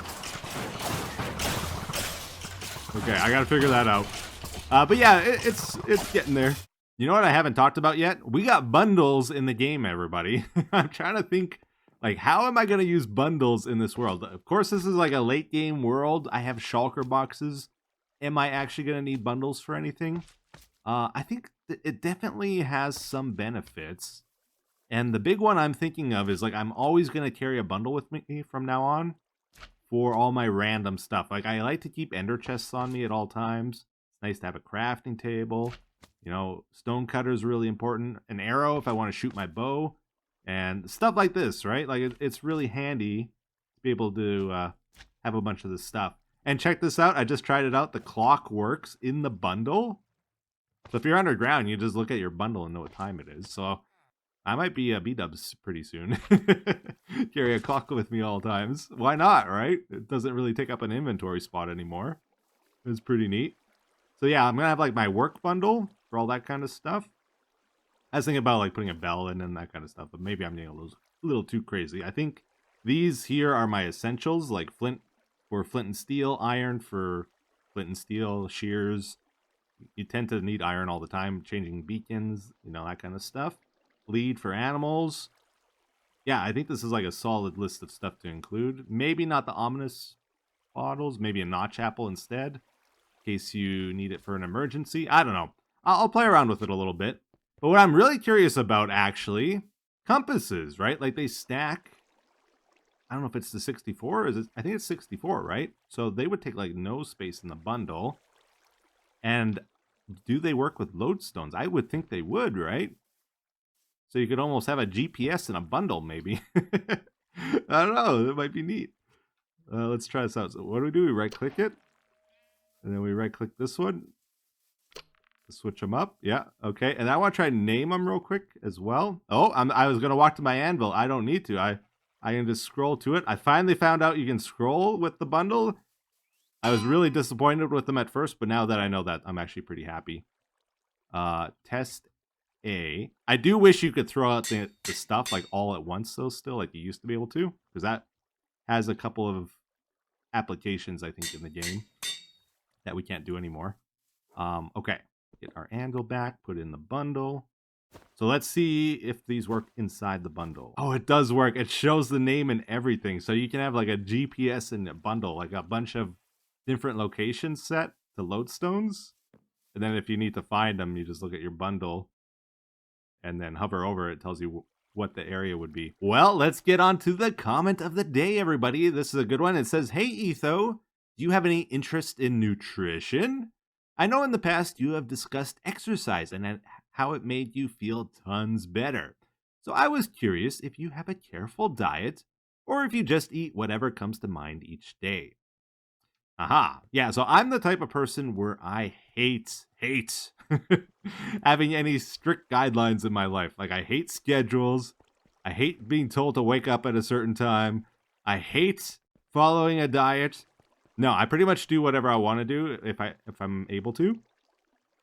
So with that in mind, though, I do generally try to avoid certain things. Not that I won't ever have them. It's just like I really try to avoid, for example, candy, sugars. You know, I don't really eat much of that stuff. I'll have chocolate every once in a while, but that's about it. I don't really... oh yeah, like 20 years ago, I cut out juice and pop from my diet, like, entirely, and I think that was one of the best decisions I ever made in my life. Overall, I'm like generally very healthy, I would say. I think it's because I've done stuff like that. I've also more recently trying to cut out alcohol almost completely, because I found out, like, it's just basically toxic to you. Like, it makes everything in your body function worse. So unless you really want it, like, why have it on a regular basis? So it's mostly like just in a social event or something I might have it. What else? I try to avoid like anything shelf stable. You know what I mean? Processed foods. I'll have chips in that every once in a while for junk food, but for the most part, I try to avoid junk food. If I'm going to have a cookie or something or a cake, it's got to be homemade, not like something you get out of a package out of a box, you know? So that's kind of how I go. And in general, I find I don't really crave junk food. I crave like meat and cheese, and I eat a lot of bread. That's probably maybe my worst thing. I keep hearing how carbohydrates are bad for you, and I eat so much. Like it's a lot. And I love it. And I don't really want to cut it out of my diet. So hopefully that's not a big issue. But because I'm not eating a lot of sugar, I think it helps. Because if you have sugar and carbohydrates combined. So today I want to dedicate this episode to mostly doing smaller to medium-sized projects. I realize they've been like severely neglected in this series. Even if I try to rush a project, there's just so much to cover, I find, that at best we're just getting that one thing done that episode and then we move on to something else. We're doing these focused episodes. While in the past we used to like do a project, it would get us to about the 15-minute mark or so, and then I'd fill the other 5-10 minutes of the episode just doing smaller stuff around the world. But that like never happens anymore. So let's just make a full episode on doing that kind of stuff, just so some of it actually gets done, because it's very crucial to our world that we make little changes here and there. So I'm trying this out, for example, one of our launchers I'm going to put over in this little side area we barely use. This will be a nice quick way of us getting up and then flying somewhere if we need to. I still love that thing. The snowballs is such a simple thing, but it's so cool. I've actually worked on the man cave in the first time in a long time here. So this used to be light gray glass. I switched it out to brown just so it matches the wood better. Then I added this extra window section here so we can see the wiring to Wilson. Let's just add in a door here as well. I want like a wire access room sort of thing going on. I've added in a staircase here as well. This is going down to potentially a future expansion for the man cave, but the main reason we want to go over here is because of this. I dug a drop-down chute. This goes to the lower section. I want to add an amethyst farm over here. I found there's a cluster right over here. Like, we have the way of getting the shards. We have like a 7 amethyst cluster further on that way. But let's also make a farm for farming the actual crystals, like the full crystals here, the 4 different sizes. I want a place we can come to routinely and get them. So I got to be careful with the way we set up our farm. I'm not going to accidentally break these buds, because once you break them, you never get them back. They're gone for good. We're also going to get a good amount of calcite and amethyst blocks doing this, which is awesome because I don't have a whole lot of that stuff. I've seen people flood these. I want to try that out. And I think the idea is that slows down your mining speed so you can use a better pick without having to worry so much, but I'm not entirely sure the reasoning. Might make it easier to traverse and get to the higher clusters and stuff too. It's gone. It's gone. We didn't need that one. It's fine. I slipped off a ledge as I was mining. All right, don't worry, don't worry. I found another geode right next to the one we were working on there. So we lost one, but we gained like 20. So it's all working out for us here. This is like my favorite underwater color scheme here, where you do. How are we gonna do this? I want to do this for the walls, the white terracotta, or some light pinkish color, right? And then we are gonna do the warped wood for like a frame around it. We're gonna strip it. Boop, boop, boop, boop, boop, boop. And then we're gonna probably have like sea lanterns, maybe frog lights for some lighting here. And this will also allow us to put like seagrass on the sand or coral or some other water blocks.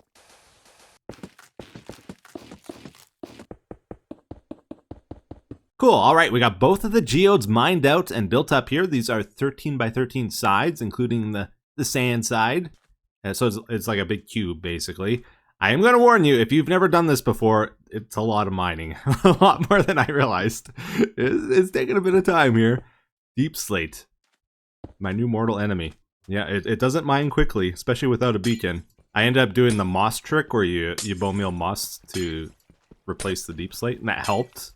But yeah, it's still not perfect. Anyways, so we're going to flood these now. Start at the ground and work our way up. I could do the kelp trick. I could do just ice pillars. I find, it's hard to beat the bucket though. All right, good stuff. So we got something set up here now. We flooded it all. We set up some water streams. And check it out. Still a little bit rough. We want to do a little bit more with this. But let's kind of get an idea how this is going to work and feel and all that stuff. So, Silk Touch, yeah. Let's see the mining speed. I think this is just going to be regular mining speed, right? Oh, this is a little annoying, actually. I keep going into swim mode when I don't want to.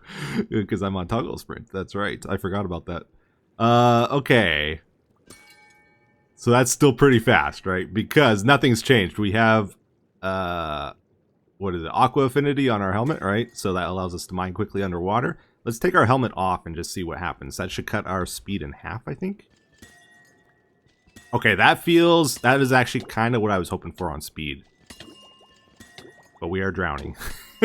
So, another thing we could do, I've seen people set up conduits when they do this as well, so we could maybe stick a conduit in here. I'm kind of thinking, I want to get that, you know the turtle helmet? I've never made that before, but I think that lets you breathe underwater, right? Maybe we try that out first.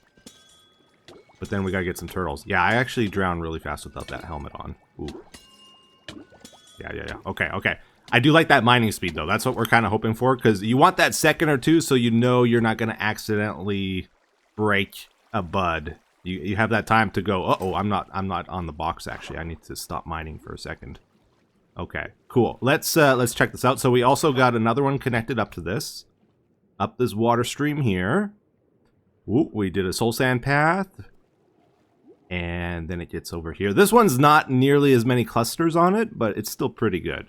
Still pretty good. We got the platform here so we can reach the higher ones while standing. And you can see we did some water stream stuff above here too. So they should float up in the water. Oh, we got maybe... Is it coming back up? Maybe we missed some water filling. It's got to be solid water blocks. No, it looks like it's coming back up.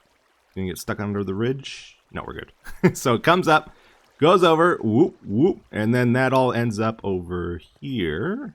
Falls into some hoppers and into the barrel automatically. So that should collect like probably half of them. A lot of them are gonna get stuck under the buds though, I think. But yeah. So this is a little extra feature since we flooded it already. May as well add some kind of collection system to this.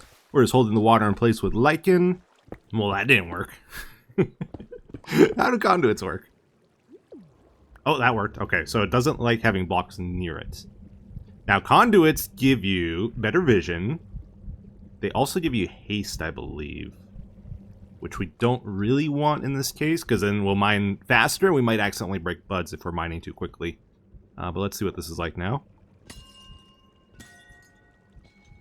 So that's like normal mining speed with haste. Now, if we get rid of our helmet, if we get rid of aqua affinity, does conduit power give you aqua affinity? I don't actually know.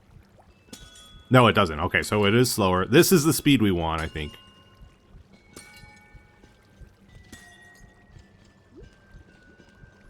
Yeah, you know, I think I could stop in time. It's not like you tap it and it's gone kind of thing, right? You got a little bit of control on it. Okay, yeah, I think this is good. I think just like this. Take off our helmet when we go mining. That's easy to do. We don't have to pick any special turtle helmet up or iron pick or anything like that. It's nice and simple. Awesome. Okay, so this actually is pretty close to done, I'd say. We just might want to add a couple more details to it, but it turned out a little better than I expected, actually. I think it's good. I like the color scheme with the amethyst as well. Like the purple of the amethyst blocks kind of stands out compared to this muted background color. So I think that's good. We don't want all of this. Let's get rid of some of it. Scatter a couple sea pickles here for a bit of variety as well. Alright, this might be a little late to do this, but I did want to try adding some of this cherry wood on the borders as well. We'll get a different color of pink in there. And it'll kind of transition from this to this a little bit better, I think. What is this glitch? I think I have come across a glitch here. I don't know what's going on. That is so weird. It's like the water flows there and cancels it or something. Yeah, for our tunnel here, we're also going to add these warp trap doors just as a little decorative thing. Like, we still get the soul speed effect while walking on these or swimming through these, right? I think. See the particles? Yep, we're getting the particles. Good. And it'll just hide some of the brown. Good stuff. Okay, so I'd say with that, we are done with this project for today. I might make a couple little adjustments to it in the future, but I think we're good. I'm going to do one more harvest on this as well, because we got the crystals at their prime spot. When they're this size, the one before maximum, those are the tough ones to get. So I want to collect these before we take off here, but then we're going to go do something else. We got another little thing to check out here as well. Like, we have our way of getting down the chute. How do we get back up? So I'm trying to move away from using bubble evaders, I think. We want to go to the wind charge launchers. And I found with 3 of these, 3 dispensers, it works pretty good, except it doesn't shoot us evenly unless we have this trap door to align us. So check this out. We go in. Boom. Get up nice and easy. It's actually pretty accurate, which is cool. If we get rid of that trap door, though, we're no longer aligned, and it tends to shoot us wonky. Or not. every other test, I guess I was in the same spot probably. Yeah, you see that? We missed the 3x3 hole there. So a lot of times it's not going to work if we don't have that trapdoor aligned. So that's good. We were a little bit off, and then it closes after you go through. But sometimes it closes before you get launched. You see this? It just depends like when the wind charges hits and probably how many hit before you get launched. I don't know. So it's not like a consistent way of doing it. Now, a long time ago, I think it was when these netherwort bricks first came out, we made this netherwort farm, and we put the bricks all through here. I thought, let's get this farm so we can make lots of these. These are the new hot thing we're going to be using all the time. And this is like the only build I've ever done with them, because these are kind of nasty. They look good in gradients, but on their own, they're not like my favorite block to use for sure. So yeah, that never ended up happening. I think it was also the update that the magma blocks came out, so we came up with this kind of wild color scheme here for this room. And you know, to this day, I do like it. I think this is fine. This is not something I would probably build normally, but it was just like the perfect circumstances to try something a bit weird. And when I built this, I put these orange stairs in, and I didn't like them then, and I still don't like them now. So we're gonna get rid of these and just switch it up. I think we're gonna try these. Hopefully these will be a little bit nicer. It's kind of a weird thing in Minecraft. You know, the longer we play this, the more we figure out what we like. And I think we all kind of fall into the habit of like building in our favorite block schemes. And then we don't do weird stuff like this anymore. While I think this is good for like keeping the game fresh, is trying weird stuff like this, you know, doing something a little bit out of the ordinary. When the Aqua update came out, I got kind of carried away using composters to hide lighting around the man cave. So maybe we get rid of a few of these. The lighting engine has changed. We don't need a light level of like 8 or higher anymore. So it's like some of these are definitely not necessary. Because I think the glowstone had to be like right here, for example. It couldn't be 1 block lower before, or else mobs would spawn on the bridge. But now it definitely can be. So let's lower this. And I want to replace the composter with maybe something that matches a bit better. Like, you know, we got some pink flowers here. But let's actually put some stone back there too. Yeah. Let's do this, and that'll blend in a lot better. Similarly, I just put like a regular bush over here. Maybe we do one of these over here as well. Yeah, let's just get rid of them all together. Like, it's okay if we have a little bit of a darker area in the man cave. It'll probably look better, actually. Yeah, I like that more. When you spend enough time in an area, you kind of get a little blind to the details. And I finally noticed this the other day. We still have torches in this river section. Like, the rules of the man cave are finished areas are not supposed to have torches in them. So why are these here? I think we had to have these to stop mobs from spawning before or something. And I think I was scared of updating the water a long time ago. It's updated itself eventually, so it doesn't matter now. I think this is Enderman damage. This, I'm not sure. This is our old storage room, by the way. Like, before we set up the storage room in the man cave, this was it. Without the torches, it is pretty dark, so maybe we'll put 1 glowstone in as well. I am genuinely curious if this thing still works. Okay. Was there a trick to it? Did I have to, like, not throw it in from the top? Maybe I had to slide it. Ah, I had to slide it. Okay. And then can we switch it back or something? There we go. Oh, that switched fast. We got torches for days. Look at this. They're all over the place.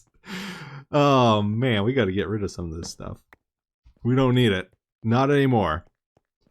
It's funny, I'm walking around here. There's like so much stuff I could easily like finish and improve nowadays. I know it's like episode 300, 400-ish area. I kind of had a little bit of a panic moment where you guys were all saying, I'm so sick of the man cave. Start a new world, all that kind of stuff. So it's like, okay, I don't want to start a new world. We got to get out of the man cave. And that's when I started doing a lot of other stuff outside of the man cave. But since then, I like never came back to this. Do you guys want to see me spend time finishing things here? Or should we just like, just leave it as is? Because there's a lot of room for improvements. Not that I want to like redo areas, but like there's just like a lot of stuff that could easily be finished. What if we do end rods like in the corners? We just need to get a little bit of light on his face. Nah, let's just keep it in the four corners. I don't like torches. Get out of here. Okay, now it's a little too dark here. Oh, and there's another one there. With no torches, that is pretty dark. So maybe we put in some lighting here. Probably frame it better in the future, but like, yeah, just having a little bit of light there is good. Why did I make it floating? The random cobblestone block here too. It's a little annoying. Put a block there. A little bit better. Here resides Wilson, our Tamagotchi friend. I've always been kind of stuck on little details in this game, and let me tell you, these lamps over here, oh, they have caused me a lot of heartache in the past. Like back when we had no options, I know I tried hiding the lighting with leaves here and trying a bunch of different things. I think when the green carpet came out, I covered that with green carpet. I didn't like how it looked, but we got moss now, and moss kind of blends in with this color pretty good.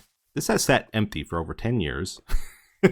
It's clearly, I built this intentionally for the base, like as a feature, right? And now anyone that sees this, it's like, what on earth? That doesn't make any sense. What is this? It doesn't fulfill its original purpose at all. And I've just left it here.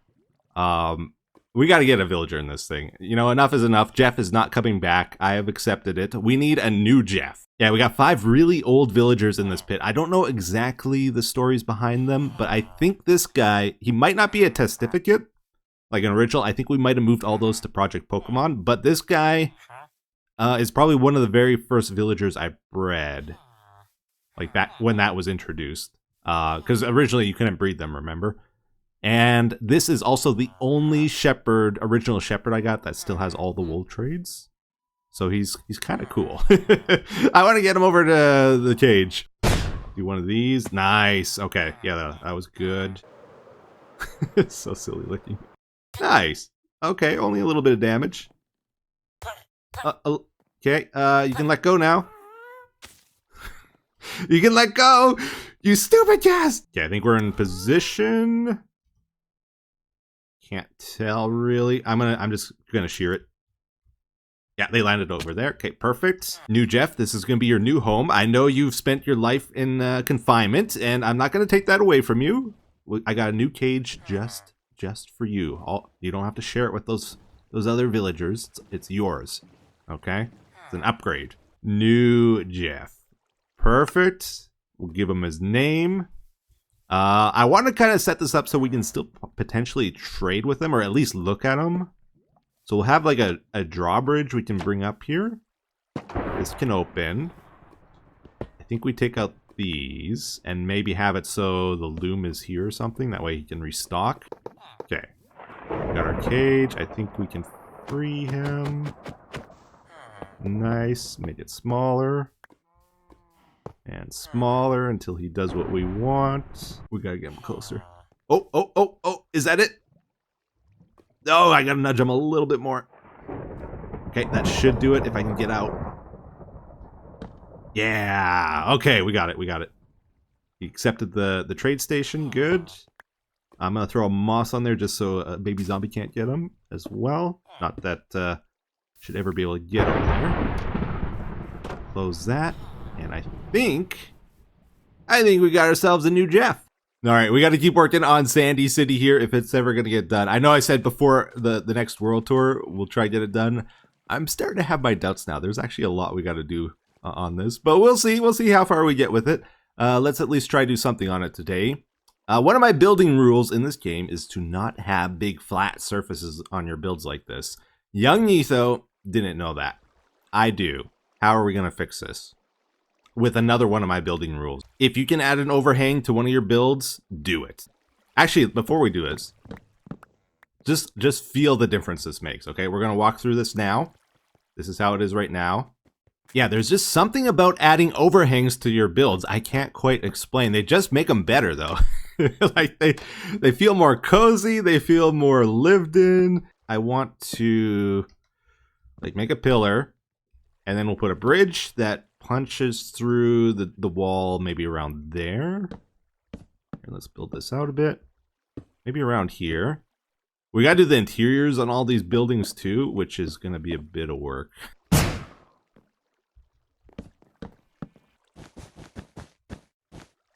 And now check out how much better this alley looks and feels with this overhang.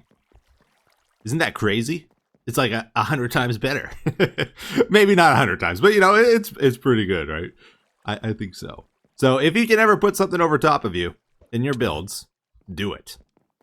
This is how the bridge turned out. This is like maybe a almost 10 block tree. I think we want to get more to the 20 to 25 range in height, and like 2x2 trunk, not these single block stems. These always look jagged and not really great. The trees should be taller than the buildings, right? And like none of these trees are in here. So that's what we're going to experiment with here. I'm going to build a tree in this corner because we got a bit of space.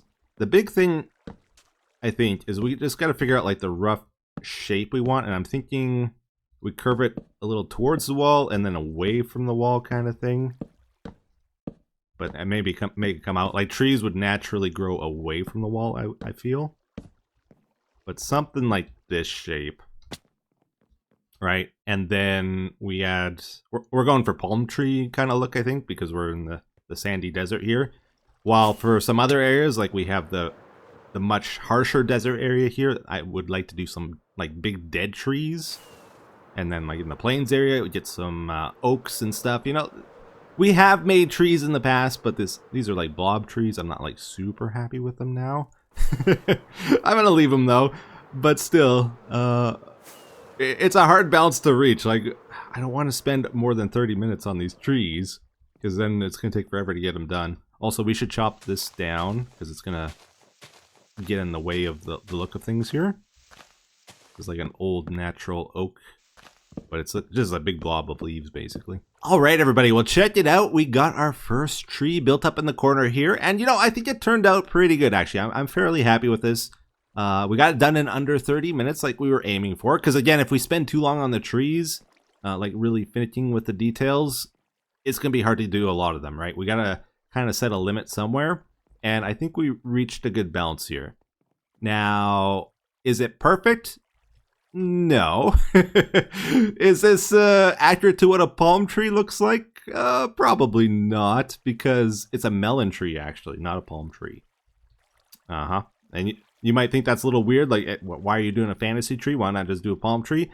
Well, I'm going to tell you this. I'm Canadian, and palm trees are fantasy trees to me already, okay? So, I don't really know what they look like, and if I call it a melon tree, you guys can't nitpick me on the details being wrong, because it's my own fantasy tree. Yeah, but we got the mangrove roots in the center to look like the dried out sections, and then we tried to do like these jetting off palms. Is that what they're called? Palms? I don't know. I think it looks a little bit better from this angle, actually. I like the shape of it from here. And it has a little more fluff from the side too, I think, which is good. Overall, pretty happy with it. I did mix in like some trapdoors and stuff in here. I tried originally putting fences and all kinds of crazy stuff for shaping. It looks good from a distance, but not up close. So I decided just to cut that and just limit it to trapdoors and stairs, and mixed in some jungle wood here as well to give it a bit of texture. And then by having trapdoors and stuff mixed throughout here, not only does it add a bit of shape and and thickness in places. It helps to carry that brownish color that's a little different from the mangrove throughout, so it doesn't look quite out of place once you have just a random stair or slab in a few areas. It feels like it belongs a little bit better, I think. Or that's my opinion anyways. Couple things I would change. Maybe I went a little too wide on it. I think the top should be a little bit more fluffy. I think a lot of these actually ended up being on the same plane, which is not good. Like, a lot of these leaves ended at the same height. Which, you know, there should be more variance there. And also, because the trunk is like leaning like this, and I built the leaf in plane like horizontal almost, that's not right. It should be more on an angle like this, the leaves, instead of flat. But that's really hard to do. And the challenge with this, if you don't understand, I can't build these in creative and copy them over. I have to build them in survival because I don't have mods in this series. I can't use Lightmatica or anything like that, and I can't eyeball this stuff either on a second monitor. Once you do something like a tree and try to copy that over, it's just way too complicated. You spend more time trying to copy it than it would take to actually just design it in the world. So I have to build them in the world here, and I can't really see what I'm doing when I'm placing the leaves and stuff. I can't like get a distance shot, so I just gotta kind of hope and it looks good, and then make little adjustments to try fix all the rough edges. Is the process here. All right, everyone. Well, today was a bit of a chill and relaxing episode. I hope you enjoyed it, though. We're going to get to the comment of the day for this one. It says, as someone who doesn't like parkour, I really want to know what got you into parkour after 15 years. What is it that you've discovered that made you give it another go? Some of you might remember Rage Quit Holidays. I wasn't too thrilled with parkour back then. Now for this question, I actually prepared something special. Some parkour to go along with my ramblings here from the MCCI server. Okay, so what got me into parkour to begin with? Well, it was about a year ago. I joined an MCC tournament with Tango, Impulse, and Skizzle. We were all on a team together, and then we had to learn some parkour for it. Jojo gave us some training on the MCCI server, and it went horribly. We were pretty bad. It was a little embarrassing. Like, everyone was just lapping us, and it was like, oh my goodness, what are we doing here?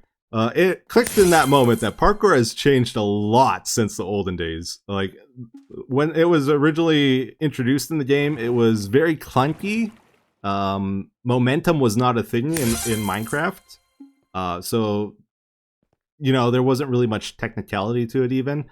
And it was almost designed just to frustrate you, to like bait out reactions from content creators. So I've never had a really good opinion of parkour, but obviously, you know, I'm not stupid. I can see people enjoy it. And I was curious why.